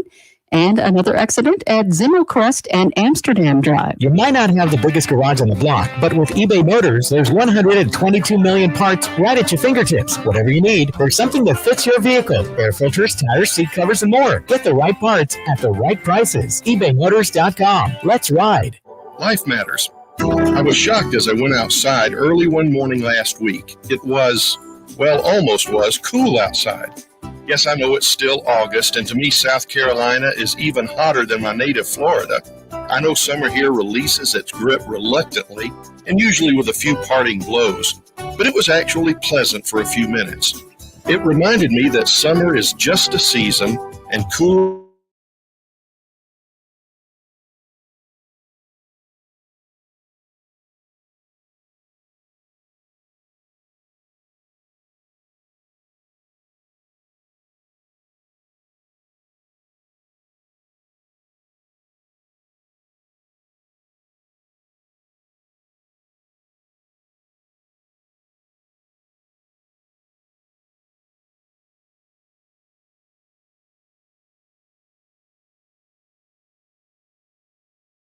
and figure out I've got the old promos that I need to be reading. I don't know what those are. Yeah, it's just on the golf tournament. There might be something else though. I'm not sure. Whether it's above your head or at your feet, perhaps a leaky foundation. 356-1919 All right, buddy. is the number to call. Monday morning, man. Monday morning is exactly right. Roofing system are tops in the industry, especially commercial and industrial roofing systems. If you own or you're in charge of a large building, warehouse, or industrial facility, then you're in charge of that roof. And at some point, a roof is going to need some attention. So I don't know if I can log in. Morning, York. I meant to tell you that. Customer satisfaction is 356-1919. See all that Midstate has to offer when you click on midstateroofing.com. Tell them Midstate twins. If you have a leak, let Midstate Roofing take a peek. 356-1919, midstateroofing.com. I don't think I can log on from my computer. Draining my bank account. I can't afford to drive anymore. So you don't want? Just do what I do, because I never pay full price for gas anymore. I use the free Upside app that pays you cash back for every gallon of gas you buy. Oh wait, you're telling me you get paid cash when you buy gas with the Upside app? Yes, Either of those. Real cash back every time I buy gas. Does that actually add up to anything? I'll make around $200. That's serious cash. I'm downloading the free Upside app now. Download the Let's just go ahead and do this. now to earn real cash back every time you buy gas. Use promo code $1 for a $5 bonus on your first tank. That's promo code $1. You can cash out anytime right to your bank account, to PayPal, or an e-gift card for Amazon and other brands. Just download the free Upside app and use promo code $1 for a $5 bonus on your first tank. That's code $1 for a $5 bonus. Broadcasting live from the Herndon Chevrolet Studios. This is 1075 The Game. Stop by, shop online today, and see why Herndon Chevrolet makes you smile. The early game. With Bill Gunter, Patrick Perret, and Jen Jensen. On your home of the Gamecocks. The early game. 1075 The Game.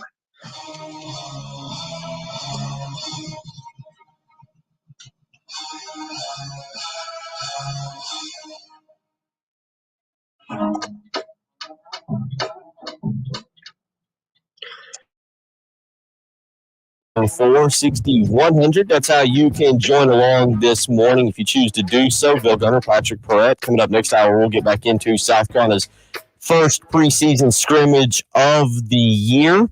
Some news and notes from that. The good news, all positive so far, at least even on the injury side of things. Most players expected back. We'll get back into some NFL as well. But a couple things from yesterday. Number one, Patrick, we've talked more soccer here. Tony Anning, who joins us on a weekly basis. I know he stopped by and talked to you on Friday morning, promoted their game, their exhibition match against Duke over the weekend. Duke is ranked number 12 in the preseason poll, the United Soccer Coaches preseason poll. Clemson is number 1.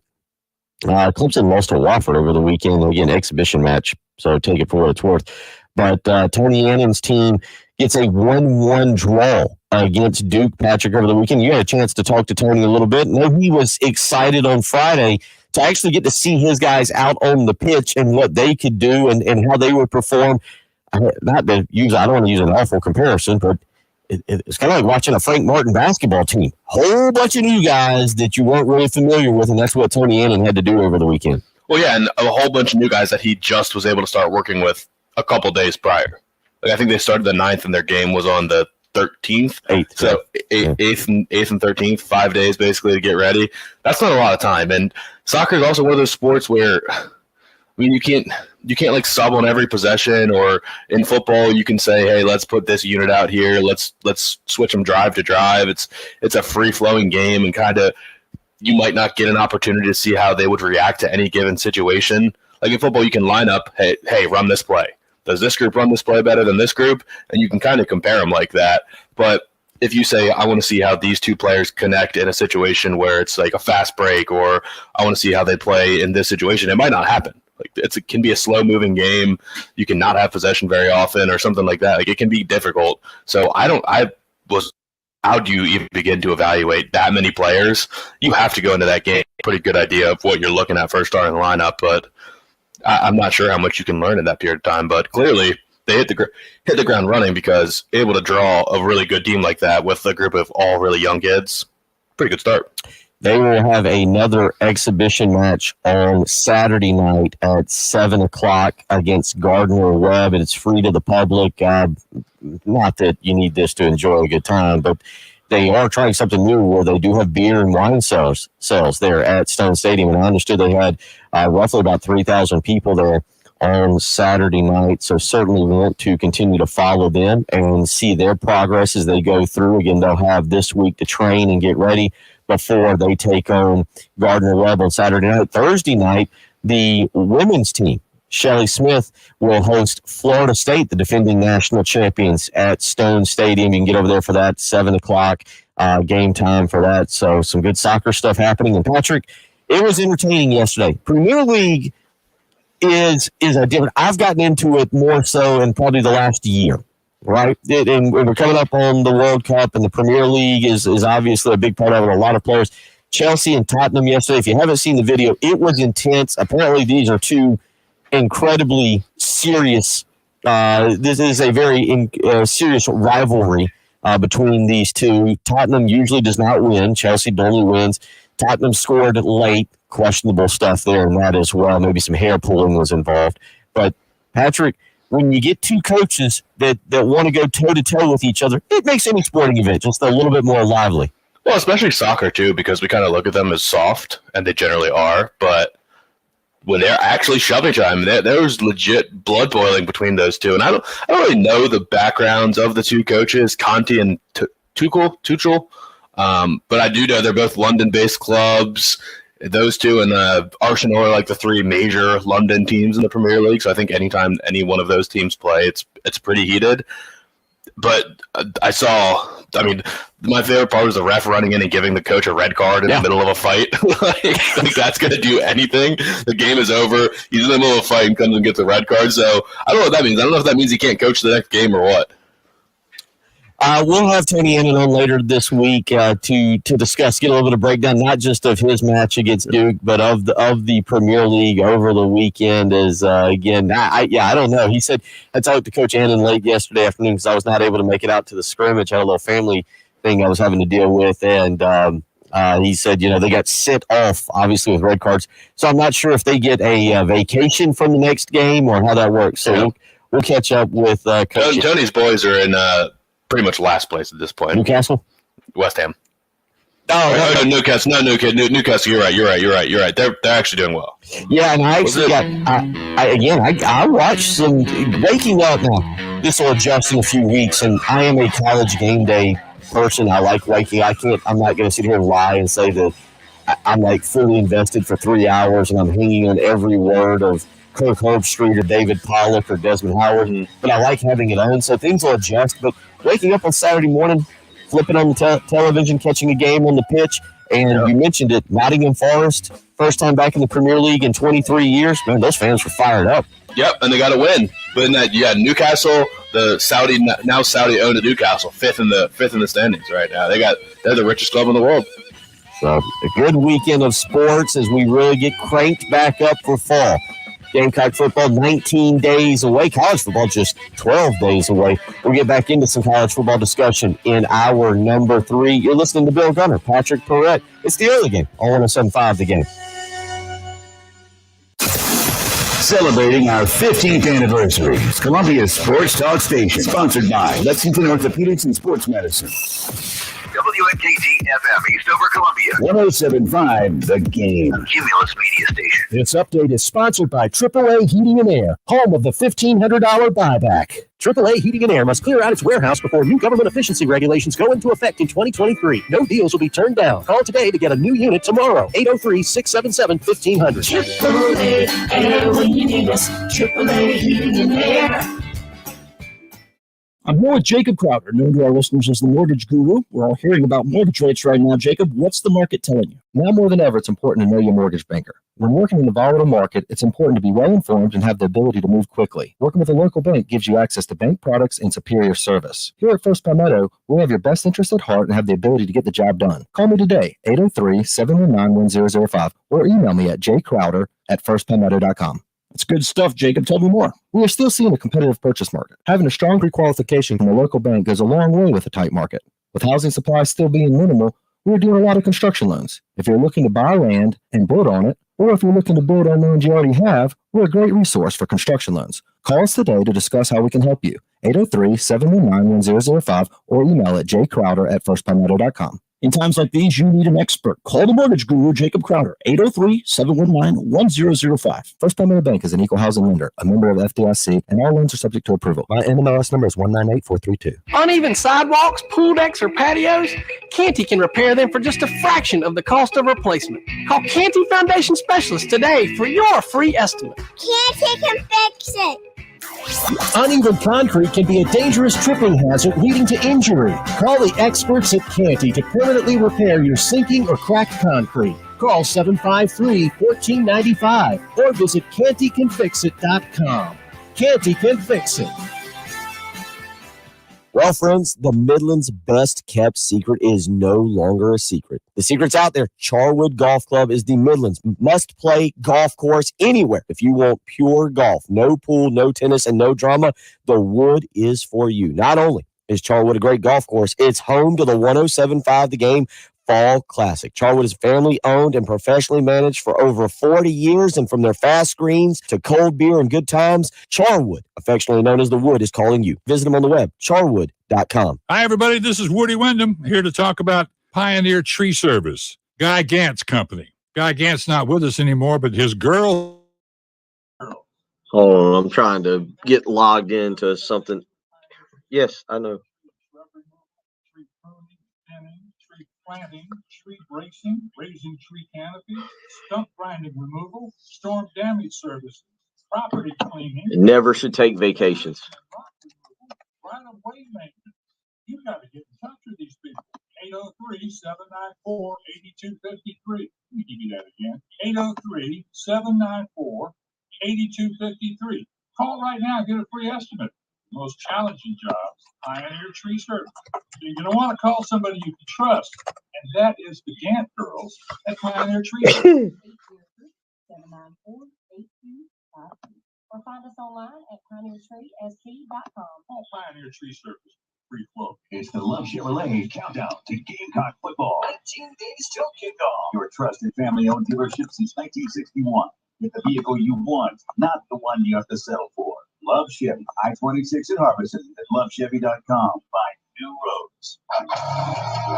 What we're talking about on 107.5 The Game. Sponsored by Love Chevrolet, your trusted family-owned dealership since 1961. Love Chevy, I-26 in Harbison and at lovechevy.com. Find new roads. But we have a horse costume when we get in. I need somebody for the rear end. How about it, Bill? Come on over. He's the rear end. Patrick Perez. There's a 0% chance that will happen for wedding. Yeah. I'm pulling for your. There's a 0% chance that will happen. The future Mrs. Perret to put her foot down and she can drive. My feet are bigger. And Jen Jensen. William Byron referring to Joey Logano Jen as a moron and an idiot. Standard vocabulary straight out of the Jen Jensen playbook right there when not happy with how something. On your home of the Gamecocks, 107.5 The Game.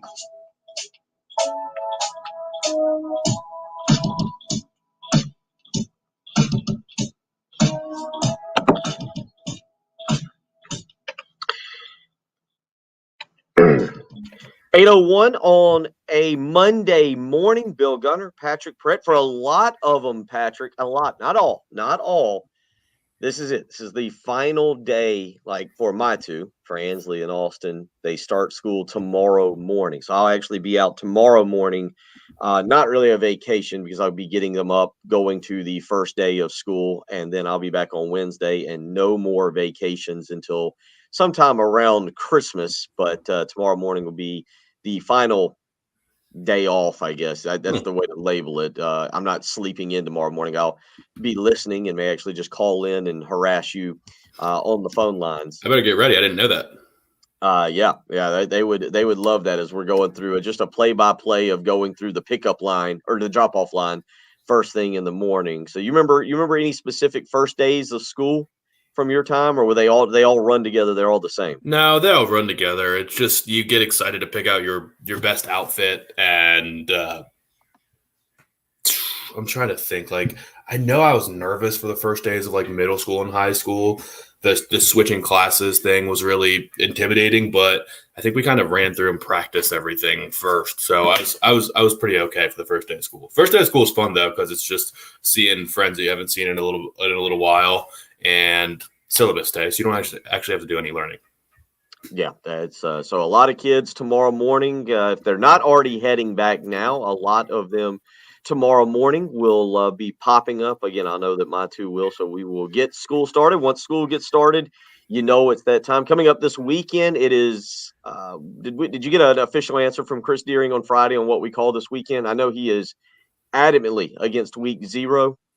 This past weekend was Jamboree weekend. Did we get an answer on what he wants to call this coming weekend? I thought he said he just wanted to call it like the first week. I think he wants to call it week 1.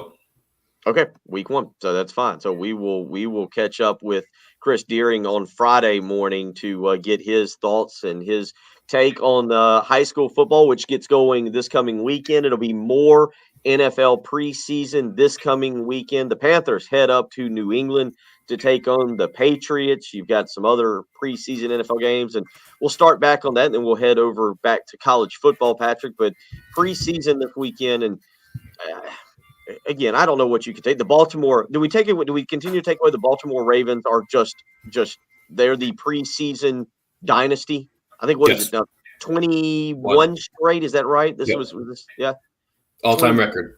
21 straight victories for the Baltimore Ravens in preseason football, absolutely dominating. Now, part of that, though, was maybe more entertaining was Malik Willis for the Tennessee Titans. 6 of 11, 107 yards.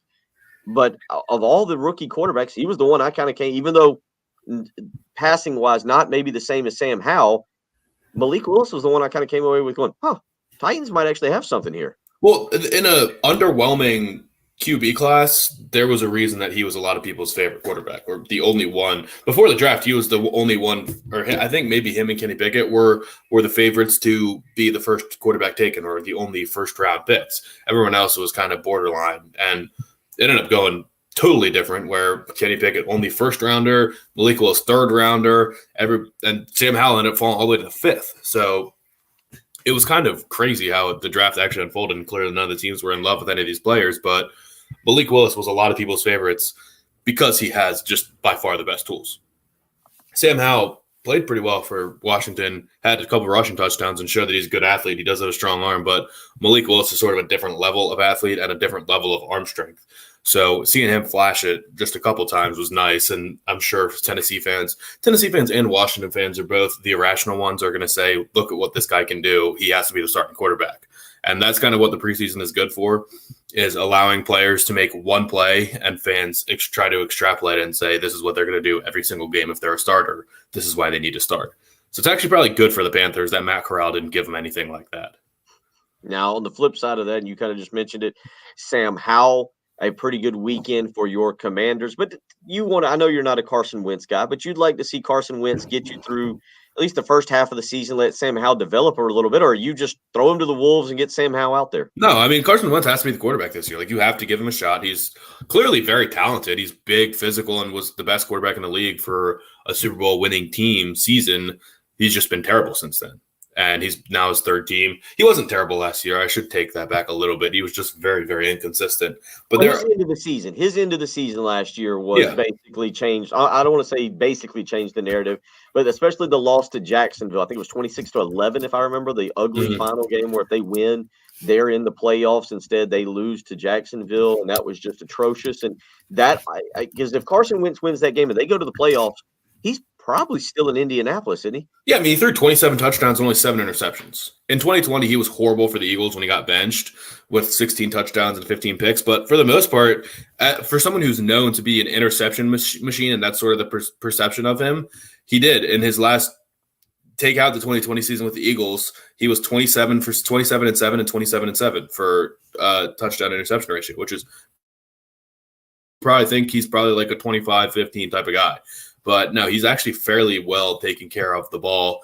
It's just his interceptions are so boneheaded at times that it makes you think that he's like just an idiot and throws interceptions all the time. They're just so glaring when he does it. But he is talented. I mean, he's big, can throw the ball a mile. Like if we get the best version of Carson Wentz, like we should win the division. It's just what is that? How far removed are we from that best version? That 2017 season where he had 33 touchdowns.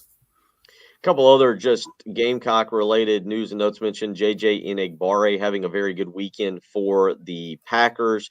Mike Davis, former South Carolina running back, 5 carries, 22 yards, and a touchdown for the Baltimore Ravens over the weekend. So you had some pretty good performances there from those two guys, a few others along the line as well. Rico Dowdle getting some carries there for the let me go back. Shi Smith, also on my list here, 2 receptions for 34 yards, Patrick. And that was a guy, real quick, that we discussed earlier in the program regarding Shi Smith, that I think the door is opening for him to come in and really grab a stranglehold on a 3rd or 4th receiver spot with the Panthers.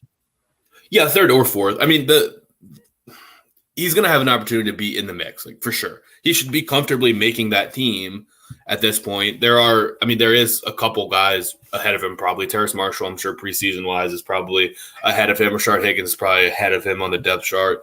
I don't know about guys like Keith Kirkwood or some other depth pieces, but they drafted him and he's flashed at times. So I think he's comfortably on the roster. And from there, it's just a matter of how many opportunities you're going to get. What are you going to do with them? Because the NFL, it's not like college. Everybody on the roster is going to play a bit. If you're on the 53-man roster and you're a wide receiver, there's going to be games where you're needed to make a couple catches. Whether it's it could be something as simple as DJ Moore loses a shoe and he's got to come off the field and now you got to run out there and you got to play. But regardless, when you only have 6 receivers, probably max on the team, opportunities will be there, and hopefully he can take them and run with them because it's pretty wide open, I would think, from what I've seen so far after DJ Moore and Robbie Anderson. Rico Dowdle was mentioning him, 9 carries, 36 yards for the Cowboys over the weekend. And Patrick, that's going to be another guy that I think he will stick around the NFL and find some places there in this league. But the question is going to be just what exactly is it, and is it with the Cowboys? But he comes back off of the injury, gets the most carries of any Cowboy this weekend that rushed the football, and goes for 36 yards.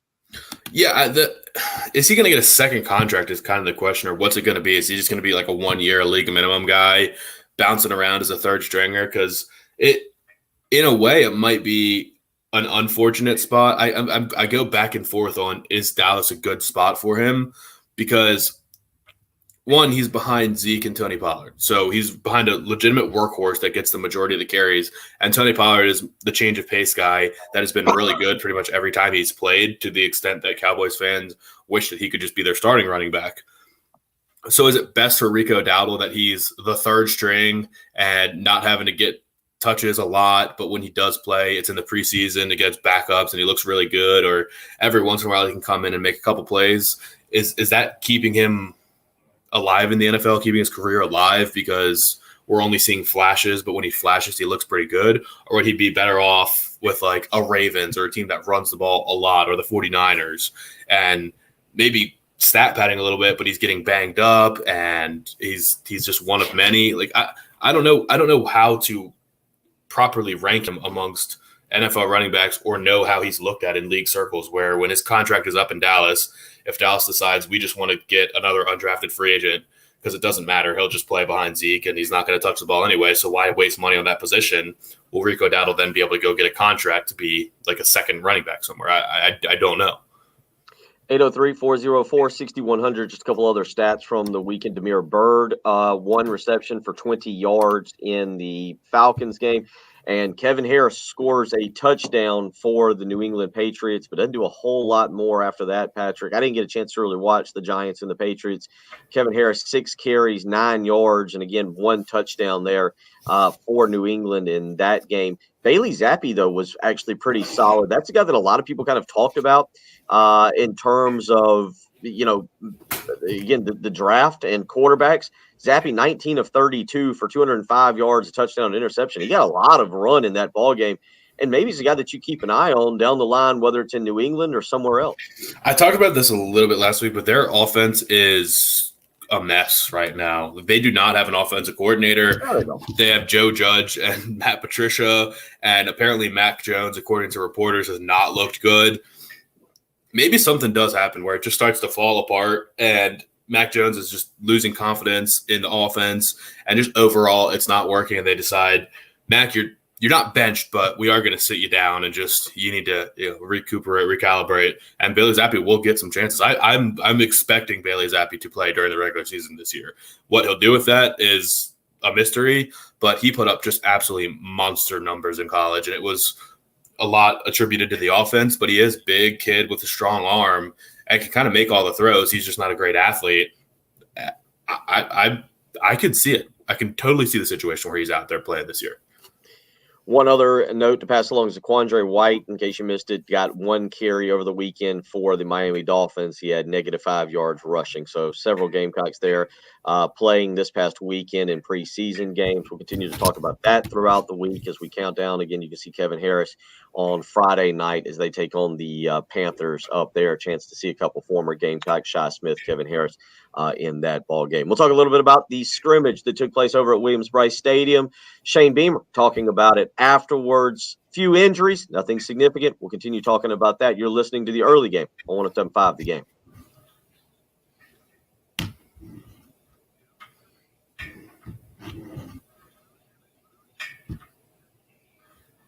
Having an air conditioner that works, well, that's a pretty enjoyable item around the house. This much I can promise you. And right now, due to upcoming government regulations, the current minimum SEER rating for HVAC systems is going to change. Current inventory cannot be sold after December 31st. That means you need to get in touch with AAA Heating and Air today and see what they can do for you as the year wraps up. As the year 2023 starts, customers are going to expect to pay more than an average of 30% more for a new SEER 2 HVAC system. What does it all mean? It means there's no better time to purchase a new HVAC system from AAA Heating and Air. They got to empty their warehouse out, and you, the customer, is getting the deal. 803-677-1500 with their 15-year warranty and guaranteed financing. They make it possible for everyone to get the new system they need. So call today and enjoy new home comfort as quickly as tomorrow. 803-677-1500. Again, that's 803-677-1500. Don't wait another day. Great opportunity to get a new HVAC unit at your house through AAA Heating and Air. Give them a call. Tell them Bill Gunner sent you. 803-677-1500.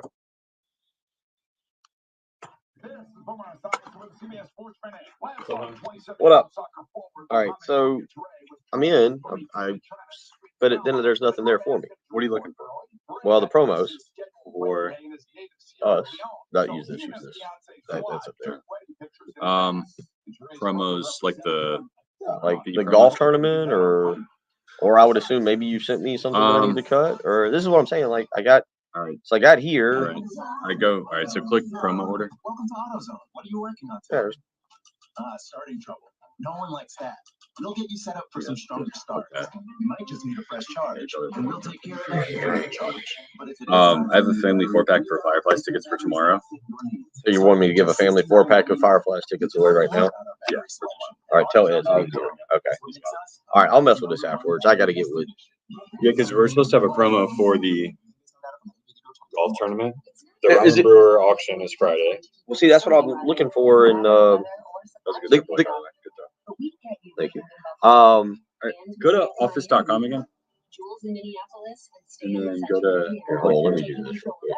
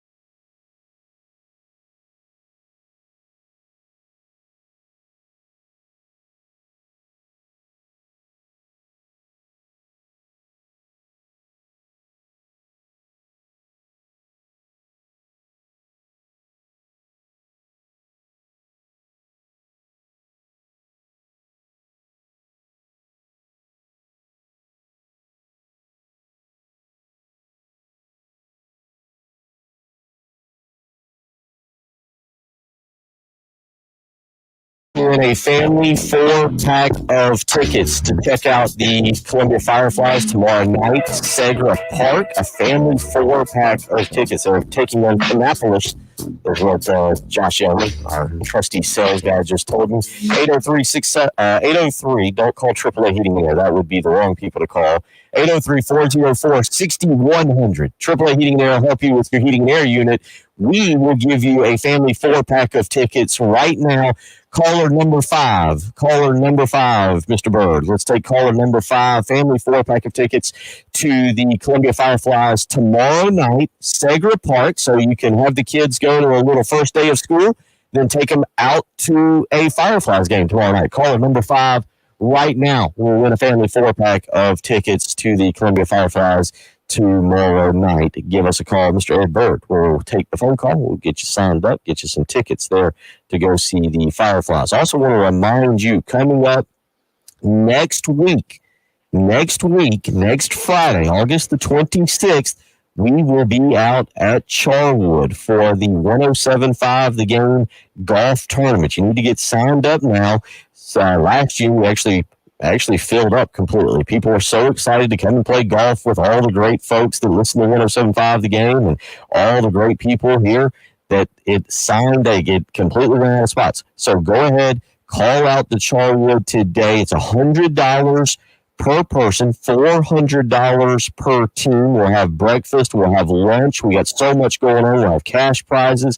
We will give away some season football tickets. A lot going on next Friday, not this Friday, but next Friday, Charwood Golf Club, 803-755-2000. That's the phone number to register. And again, register early because the tournament sold out last year. 803-755-2000. Portion of the proceeds will go to charity. Again, we'll have football tickets to give away, closest to the pin, long drive, plus a hole-in-one cash prize, $100 per player, $400 per team, breakfast provided, plus lunch from Little Pigs. You're not going to want to miss it. It's the 107.5 The Game golf tournament each and every year. Rock and Daniel Lucas have always done a fantastic job of taking care of us. They're going to take care of us again this year. We look forward to it. Again, that will be a week from Friday, August the 26th at Charwood Golf Club. 803-404-6100. That's how you can weigh in this morning. Patrick, we've talked a lot about football because, hey, it's finally here. And one of the things that we've discussed a little bit is South Carolina, the first scrimmage of the preseason. There were some injuries, but according to Shane Beamer afterwards, nothing of significance. You had Marshawn Lloyd, Christian Bill Smith, Josh Vann, Corey Rucker. Those are the four, I think, that jump out instantly at you, right? Those are the four names. Sherrod Green, he's coming back from injury. You kind of feel like, he's been around the program since around 2003. He should be he should have a good knowledge of the system, how college football works. Landon Sampson, a year ago, we thought was going to have to be a larger role this year in the offense, but now with some of the transfers coming in. But you still want Josh Vann and Corey Rucker out there, and certainly you want to hear Marshawn Lloyd is staying healthy and Christian Bill Smith is getting snaps. Yeah, those are the names that pop out because they are skill position players, and those are kind of the names that get the most buzz and generate the most buzz. They're the guys that are in touch with the football and score the touchdowns. But they're also, it's the deepest position because we talk about them more. Maybe they have their names, and perhaps the defensive line might be deeper than we expect if these guys are ready to go. But we've seen most of these guys or read their stats, and I think these are the positions that South Carolina is most primed to be able to replace guys if they have to go down, if they have to miss a game or two or anything like that. We know the running back room has plenty of depth because we've seen Juju McDowell play really well. We've seen Christian Beal Smith do it at Wake Forest. If we haven't seen it, we've watched the videos and we've read the numbers. He's clearly prepared to be a lead back at this level. So you're okay with those two positions. Wide receiver, there's plenty of guys that have made plays. If it gets to the point where, okay, well, now DeCarron Joyner is moving up on the depth chart, I think South Carolina fans are okay with that because that's been part of the discussion too, is saying, look, DeCarron Joyner might not even have a place here. He might be the fifth receiver in the rotation, and what is the fifth receiver in the rotation going to be able to get? Xavier Legette is going to have to step up now. Xavier Legette was a starting receiver a couple of years ago in week one in that Tennessee game. I think he was the third receiver. So, he's played at this level. Amarian Brown had a good bowl game. If he has to be out there, then okay, so be it. So, yeah, it worries you a little bit because these names that we've heard a lot about and are expecting really big things from aren't out there. But you do feel okay about what's kind of sitting there behind him on the depth chart.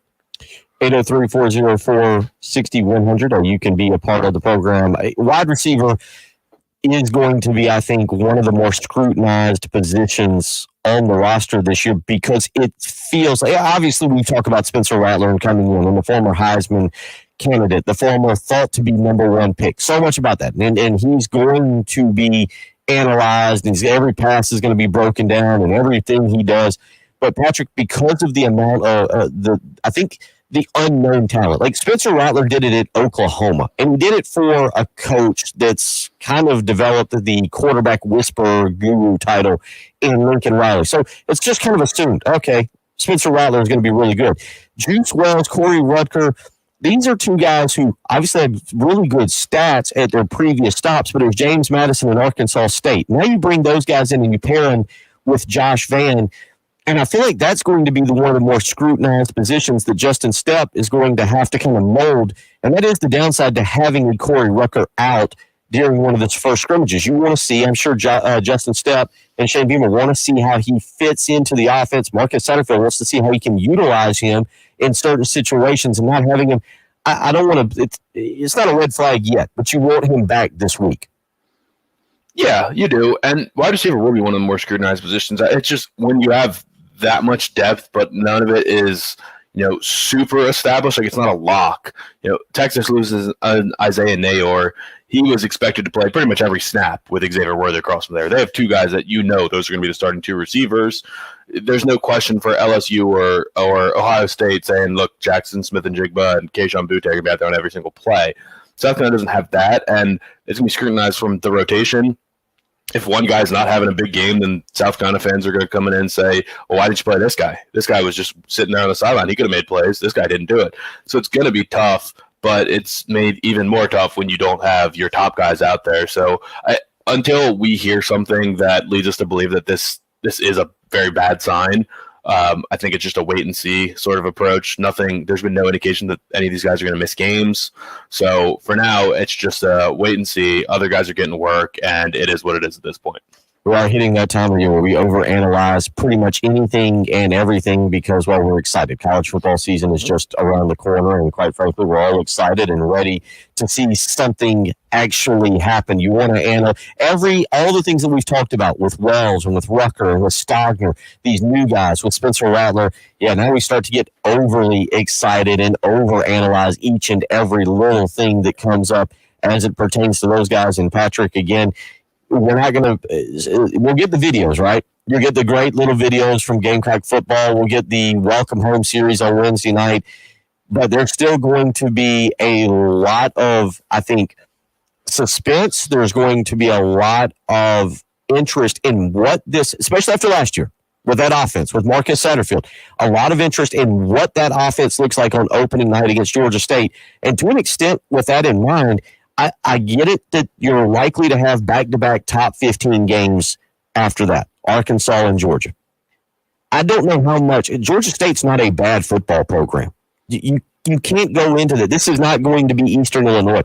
You've got to go in that game, and I think you've got to be willing to show the vast majority of your playbook and just hope or expect that you're going to be good enough the following week to go out and beat Arkansas having shown some stuff, because I think fans want to see it, and also I think Georgia State is going to come in here and challenge you. You can't run a vanilla playbook and us be talking about going to the Arkansas game. Oh, they only showed 50% of their playbook.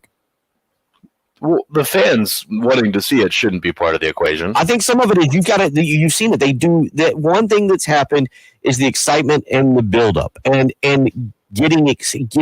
You're right. You are right. You don't go out and say, okay, we're going to run a triple reverse flea flicker just for the fans. But you do want to see them come out and air the football out and see some deep shots. You want to see Spencer Rattler showcasing that arm, and Josh Vann or Corey Rucker or Wells or Brown, whomever, getting downfield. You want to see 4 or 5 deep shots where, I know, the next week Arkansas is going, oh, okay, they can beat us deep. This isn't something new that we're just now finding out about. Yeah, I mean, deep shots is one thing because they got to expect that you're going to go deep at some point. But things like in the first game last year, they went for 2 after the first touchdown. Things like that just are a little bit exciting. You can work those in for the fans. But in terms of unveiling the whole playbook, like you can do some tempo and things like that. But yeah, don't break out any trick plays or anything like that. It's not like you're gonna hide one of your best players. They don't expect Corey Rucker to hurt you next week, so he's not even going to play in week 1, and it's going to be his breakout performance. It's not going to be anything like that. But you should be good enough against Georgia State to just go in and handle business. I mean, if you're not good enough to beat Georgia State without running trick plays and things like that, right, then you're probably not good enough to beat Arkansas the next week anyway, so it shouldn't even be a concern. 803-404-6100. We'll continue talking a little college football, look around the country as well, some interesting stuff. I think you might have brought it up a little bit on Friday, but Kentucky. Well, that's interesting up there. Mm-hmm. I mean, John Calipari might be a little bit of a prick. He might have been speaking his mind, but did he say anything that was not true, Patrick? Maybe. All right, we'll talk a little bit about that. You're listening to the early game on 107.5 The Game. The year was 2007, and on November 12, 107.5 The Game went on the air. And since then, we have celebrated with you 2 women's national championships in hoops. A spectacular performance, and South Carolina has won the national championship. Our 15th anniversary celebration on 107.5 The Game is sponsored by Lexington Orthopedics. Orthopedics and Sports Medicine, getting you better sooner. South Carolina has captured its second national championship. Tears of triumph in 2022. Happy anniversary to us on your home of the Gamecocks. It comes with a great deal of pressure. Pressure because we were the number one team in the country throughout the entire season. Pressure to come into the NCAA tournament and be the favorites. 107.5 The Game. And the new 107.5 The Game app. Getting back to top health. Well, that's something we're talking about this morning as it pertains to South Carolina football. But as it pertains to you, you want to do the same. The fall is a great time to get out, not just to go catch football games, but maybe go hiking in the mountain or spend a little time outside as the weather changes. And if you've been experiencing pain in your back, if you've had leg pain, numbing arm, or hand pain, it's time to call KC Chiropractic Center. The doctors there have been in business for over 20 years. Dr. Roman and Dr. Pate Cooper, and they have taken care of the Midlands. Don't wait any longer. Call today to get your appointment scheduled. 803-796-2424 at KC Chiropractic and Disc Center of Columbia. There is absolutely no excessive care plans of excessive treatment or scare tactics. They don't run patients through the mill. They're a pay-as-you-go practice, and they file all major insurance plans. So if you've been experiencing pain, but you're ready to get back to living the lifestyle you want to live, Dr. Pate and Dr. Roman Cooper are here for a possible non-surgical approach to fixing your disc problem through chiropractic or non-surgical disc decompression. They're the doctors, they're the experts, not me. Call them today to find out what they can do for you. 803-796-2424. Again, they have a combined 42 years of experience in the industry in chiropractic healthcare and non-surgical disc decompression. They are ready to help you today. So if you've been experiencing that back pain and you're ready to get out of it, call Dr. Pate and Dr. Roman Cooper at KC Chiropractic Center, 803-796-2424. This update is sponsored by AAA Heating and Air, home of the $1,500 buyback. An accident at Fish Hatchery Road and Wedgefield Circle. Also a disabled vehicle, Clemson Road and Longtown Road. AAA Heating and Air must clear out its warehouse before new government efficiency regulations go into effect in 2023. No deals will be turned down. Call today to get a new unit tomorrow. 803-677-1500. Hi, I'm Travis McNeil, Executive Director of Oliver Gospel Mission. We are excited to thank our hole-in-one. Yeah, Justin, the spam bots, the porn bots are back. They find out it's football season, and they are ready to give you guys some links. We'll have to figure out how to get back in, and looks like we have to take away a certain number. A number appears to be the problem. So we will have to get back in on that, get that fixed. For example, do you buy a line diamond or are you thinking about a lab grown? Hey, this is Scott with Traditions Fine Jewelers, and we want to help you decide because at Traditions we carry a large selection of. I saw that York, yeah. A mine diamond is classic. It was formed in the earth. We'll see what McLeod does on Wednesday. We got a text message from one of his defensive coordinators that said the announcement wouldn't be till closer to 6 or 7 o'clock there. So I think he had said 5 o'clock on Twitter. Because that's what they are. Oh boy, see, Austin text me. Whiter diamond for the same price. Traditions Fine Jeweler staff is ready to help you find the perfect diamond just for you, mined or lab grown. Traditions Fine Jewelers in Lexington and our newest location at Sand Hill, where the Midlands get engaged. At the Samuels Reynolds Law Firm, we've seen how terrible accidents turn lives upside down, and we're proud to be the lawyers our clients depend on during their toughest moments. I'm Jason Reynolds. Call me when your family is faced with any serious injury or death. And I'm Stephen Samuels. When you're hard at work, I go to work getting you the medical treatment and workers' compensation you depend on. We have the experience and passion you need when you need it most. Samuels Reynolds. All right. True injuries, true lawyers. 779-4000. Well, friends, the Midlands. I think I got to cut a new commercial on this. My voice sounds awful. Charwood Golf Club is the Midlands. Patrick, if you watched the new Predator, if you got Hulu, did you watch the new Predator movie? No, it's called Prey, right? Oh, wait. Now I can hear you. I have not. I actually heard it was pretty good, but for over 40 years, and from their fast screens to cold beer times. Is it Prey? Is that the name of it? yeah, it's called Prey. John, and I He's calling. So for the other goal. Oh yeah, we'll take him. Okay. and it became a monster that we couldn't tackle ourselves. We heard about the law firm on the radio and contacted John. If you classify someone as a miracle worker, I would put him at the top of the list because he took our problem and resolved it for us with our not only our unpaid taxes. Yeah, but our unfiled I think I actually did want to. and I would hire him. It's great to know we have changed. I think I actually would. Hi, this is local attorney John Exton with the Exton Law Firm. I actually would go in and watch this Prey movie, this Predator movie. You have unfiled tax returns or are facing IRS wage levies, bank levies, or tax liens, It's the call prequel. us today at 771-9800 or go to ExtonLawFirm.com. That's ECTON lawfirm.com. How many Predators are there? It's all for good. Call today. This is the fifth. The fifth installment in the franchise and a prequel to the first four. Well, the first four, I never knew the timeline. I know there was Predator and Predator 2. There was Alien versus Predator, and then there was like another reboot in 20. Yeah, there's been a couple, yeah.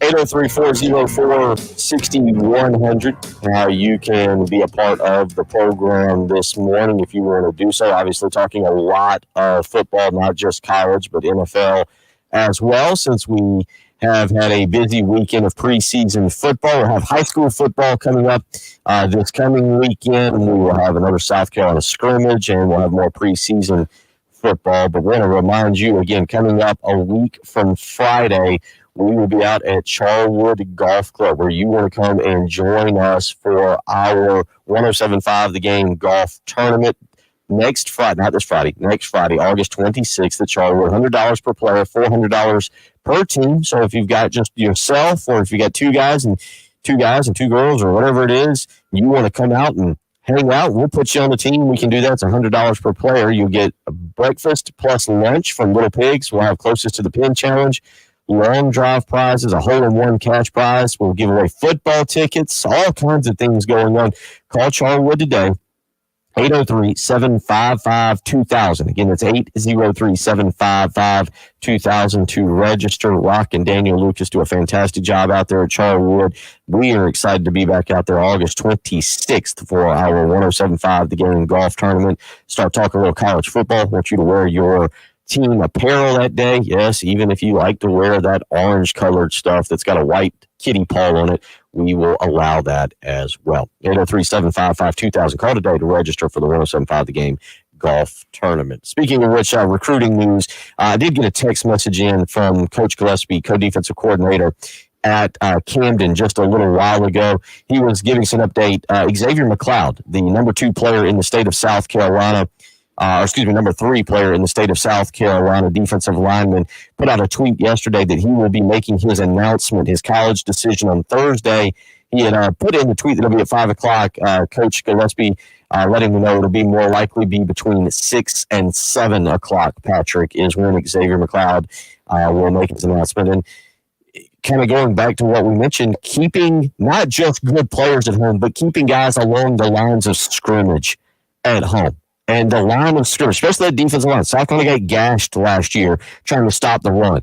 That's one area they've got to be a lot better at this year. Getting a guy like Xavier McLeod is imperative to continuing to build this program up back into a level, an upper tier level in the SEC. Yeah, and it doesn't have to be a dominant defensive line. Like, it doesn't have to be Georgia from last year. You don't need Jordan Davis and Jalen Carter and literally allowing 0 yards per rush and sacking the quarterback every other play. Like, it just be competent. Have big, strong, legit SEC starters down there and just don't allow teams to run all over you, because that's when you're completely helpless. As a fan, that's the worst thing to watch. When you watch a game like South Carolina versus Georgia, or even some of these matchups we've had against Kentucky, because Kentucky's been great on the lines of scrimmage. There's some games where you just feel like you're running into a brick wall, or on the opposite side, they just, every time they hand the ball off, they're getting 6 or 7 yards, and it's clockwork, and you're so helpless because the clock is running down. You're not going to get the ball back with any time.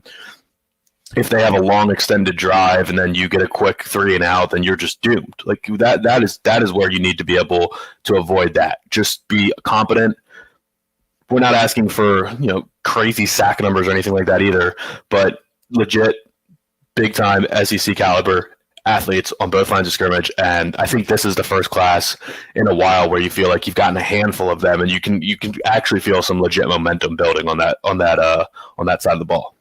Yeah, and again, you've already gotten Marquis Anderson on the offensive line side of things. Now you've got a top 200 player and a defensive lineman on that you can go out and land. It is expected South Carolina, Georgia, Florida's kind of in the mix. Michigan's in the mix a little bit. So, a lot of things there that South Carolina, these are the recruiting battles that Steve Spurrier started to win, turned the tide a little bit, and was able to win kind of it started really with Cliff Matthews. Obviously, kind of carried on through some other defensive linemen. Kelsey Quarles, an in-state guy. You guys are all familiar with Jadeveon Clowney. Devin Taylor, another in-state guy. Again, in-state defensive lineman being able to go out and land those guys. 803-404-6100. Patrick, we'll get to Gamecock Larry in a minute. I know he wants to weigh in. But the Kentucky situation, I mean, if Kirby Smart came out and said, hey, we're a football school. Sorry, Georgia basketball, we're a football school. If Nick Saban said, we're a football school, would anybody really argue? Were you caught off guard by John Kelly? It is kind of strange that they don't have a more elaborate practice facility set up than what they already have. Yeah, I mean, the football basketball school thing is weird though. Like Georgia, of course, they would be a football school. They just won a national championship, and they're not good at basketball, so it's not even a question. But if Musselman said, what do you mean Arkansas is a football school, or we're a basketball school, and made a comment like Arkansas is really good at both sports right now. They fill up both the football stadium and the basketball arena. There was just no need for John Calipari to even say that. And we had a guest on from Kentucky last week who said people are far more excited for football right now than they are basketball. Like historically, of course, they're a basketball school. They're a blue blood. But that doesn't mean that right now people aren't more excited about the football team, and that relative to expectations, Mark Stoops has blown them away, and Calipari has somewhat underwhelmed because they expected to have a handful of championships by this point. So it's just not a good time to rattle cages, and Mark Stoops was clearly upset about it and made comments yesterday, like pretty strong remarks. He's clearly very upset with Calipari about this, and I don't know how that relationship's going to go, but they need to sort of make good quickly for the sake of that athletic department. They do need to. You are right about Stoops is really not pleased. I mean, imagine Lamont Paris and Shane Beamer getting into this. Like that would never happen. No, we asked Tony Annan about it. Tony Annan said the same thing. He was like, it's top down. They're both genuine guys, and they would never say something like that. They just want to help every sport do better. Clearly, Cal has no interest in helping anyone but the basketball program. No, that's true. 803-404-6100. That's how you can be a part of the program this morning. When we come back, we'll get to Gamecock Larry, and we'll wrap up this episode of the early game. You're listening to 107.5 The Game. Here's what's coming up on the next Extra Point. Jason Fowler here from the Extra Point, and coming up on the Friday edition of the Extra Point, plenty more Carolina football to talk about. The Gamecocks were back in full pads yesterday. Actually, it's the first time in the 2022 season. A whole bunch of defensive players got to speak to me yesterday, so we'll let you hear some sound from Carolina defensive players. And the NFL preseason is officially underway. All football, it's football season. Coming up on the Extra Point. The Extra Point with Pearson Preston and Gamecock Central. 9 a.m. to noon on your home of the Gamecocks. 107.5 The Game. Making sure your air conditioner works, say in September. Still very important. Making sure your heating unit works in January, February, March. Also very important. And if you've got some questions, it's time to call AAA Heating and Air, 803-677-1500. There's no better time than right now for you to be checking into a new heating and air unit with AAA Heating and Air. Due to upcoming government regulations, the current minimum SEER rating for HVAC systems is going to change. Current inventory will not be sold after December 31st. So as the year 2023 starts, customers can expect to pay an average of 30% more for a new Seer 2 HVAC system. What does that mean for you? Because that's all that we really ask sometimes. What does it mean for you, the listener, for the customer? Well, it means there's no better time to purchase a new HVAC system than right now. AAA Heating and Air must empty their warehouse to make room for new systems, and no deals will be turned down. They've got a 15-year parts and labor warranty. They guarantee financing. They work with their customers because they love their customers. That's why I continue to work with them. They've taken care of me. They're going to take care of you as well. 803-677-1500. 803-677-1500. Call AAA Heating and Air today. You can call them, get new comfort in your home as quickly as tomorrow. So don't wait any longer. There's no better time to purchase from AAA Heating and Air. 803-677-1500. Call AAA Heating and Air. Tell them you heard it here with Bill Gunner on 107.5 The Game. Sponsored by Northern Tool and Equipment. We have a hit and run at Brookfield Road near Decker Boulevard and an accident on Shop Road near Atlas Road. It's time to power shop at Northern Tool and Equipment. Save up to 60% on pressure washers, sprayers, generators, fans, lawn and garden equipment, and more. Find hundreds of deals in store or at northerntool.com. The Men's Clinic is devoted to your physical, mental, and emotional well-being. Dr. Dan Botnight and his Restore your low testosterone. Yeah, I was sitting here reading about this particular predator. Brain fog, not sleeping well, lack of energy, sex drive, just general drive in work, play, at home. After you've been in the men's clinic and we tailored your treatment for you and got you back to the best levels you can be, the brain fog goes away. People think clearer, sleep better, recover from exercise better. Overall sense of drive is much better. Our relationship with my wife has always been a good relationship, but since I've been on this treatment plan, remarkably, surprisingly, it's gotten better. The men's clinic is awesome. Come see us at the men's clinic. You'll find our clinic non-threatening, comfortable, open to hear your concerns. I know a lot of guys out there don't want to go to the doctor. I think you'll find our clinic's a little different than most clinics that you come see. So please give us a call and check us out online at mensclinicsc.com. We'd love to see you. It's the Love Chevrolet countdown to Gamecock football. 19 days till kickoff. Your trusted family-owned dealership since 1961. Get the vehicle you want, not the one you have to settle for. Love Chevy, I-26 in Harbison at lovechevy.com. Find new roads. And now, a no-frills ad sponsored by Progressive Insurance. Here it is. You can save big when you bundle your home and auto with Progressive. That's it. See? Just a good old-fashioned, straightforward ad. See if you can save at 1-800-PROGRESSIVE or Progressive.com. Broadcasting live from the Herndon Chevrolet studio. All right. This is 1075 The Game. Stop by, shop online today, and see why Herndon Chevrolet makes you smile. The early game with Bill Gunter, Patrick Perez, and Jim Jensen on your home of the Gamecocks. The early game, 1075 The Game.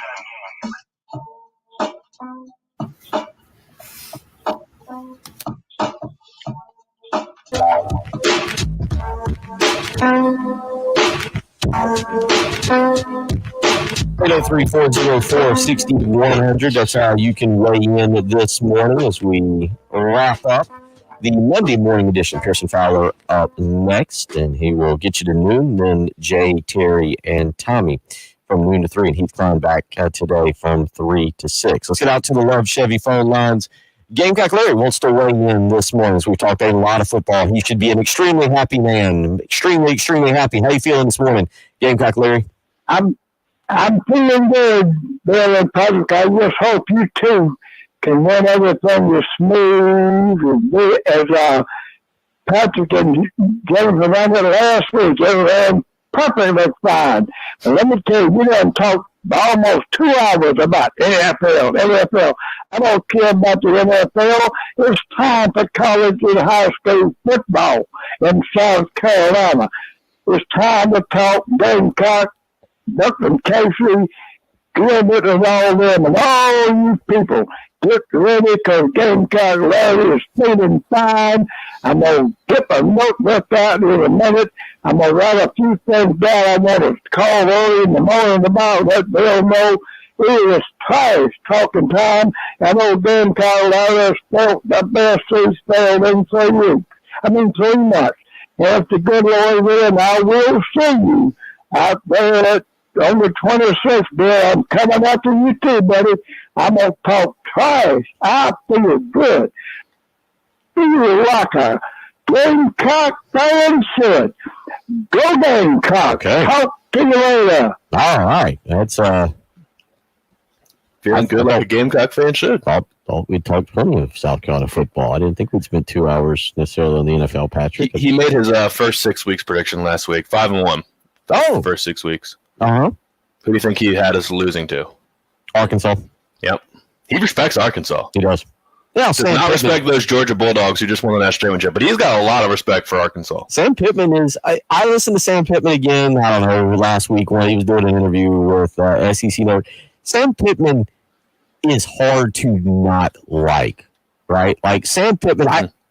If I take out the winning part of it, and I know that matters a lot, but if I just said from a personality standpoint, from a guy that you could really get behind and root for.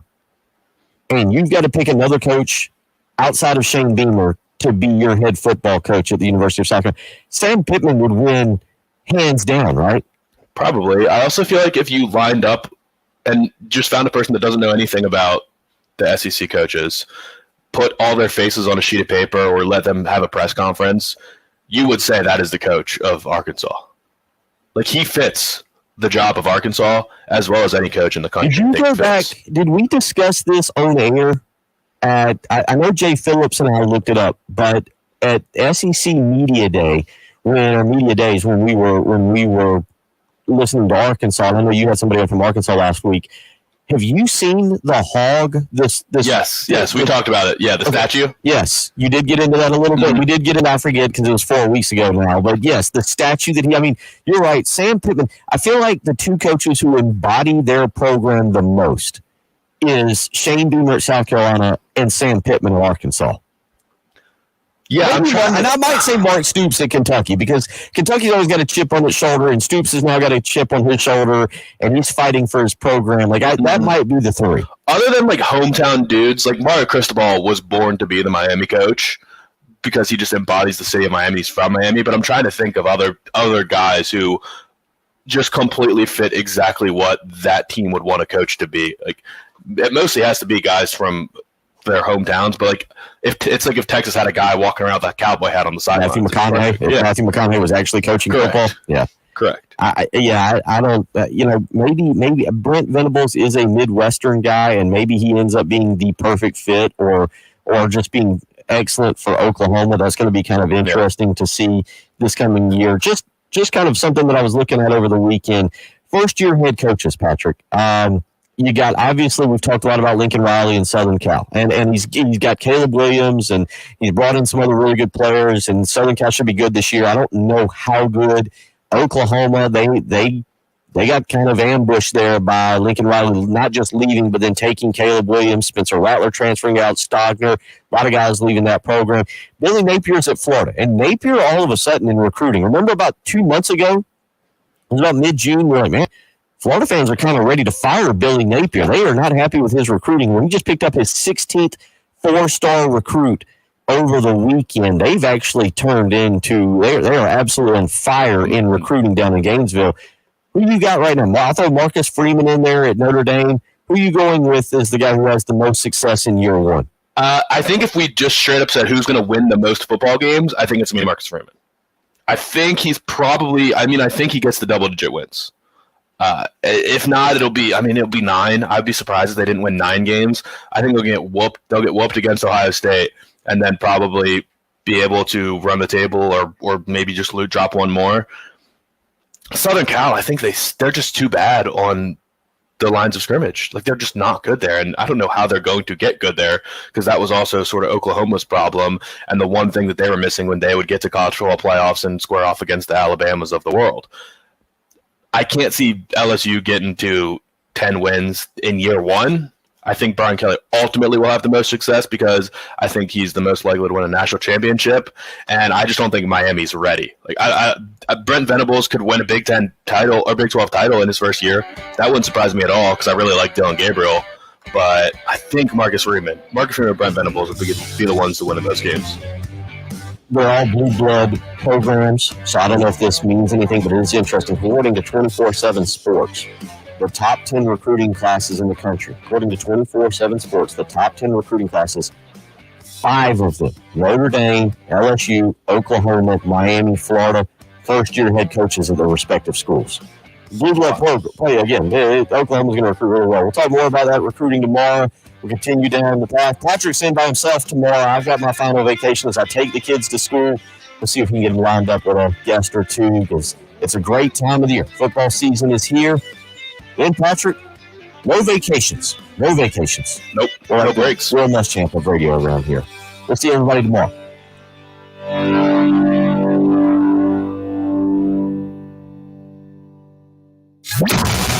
The home of the Gamecocks. 107.5 The Game. WNKT-FM. This update is sponsored by. I'll play with that audio, but I don't know, Patrick. I don't know what the problem is that's filtering back through into the system. Yeah, I don't know what it was. It sounded really scratchy. Yeah, I don't know. So we'll just have to. We'll see what we can do. Figure it out. So y'all have a good Tuesday. Good Tuesday, and I will see you Wednesday for the real kickoff to football season as we really get going. Yeah, I'll see everybody tomorrow.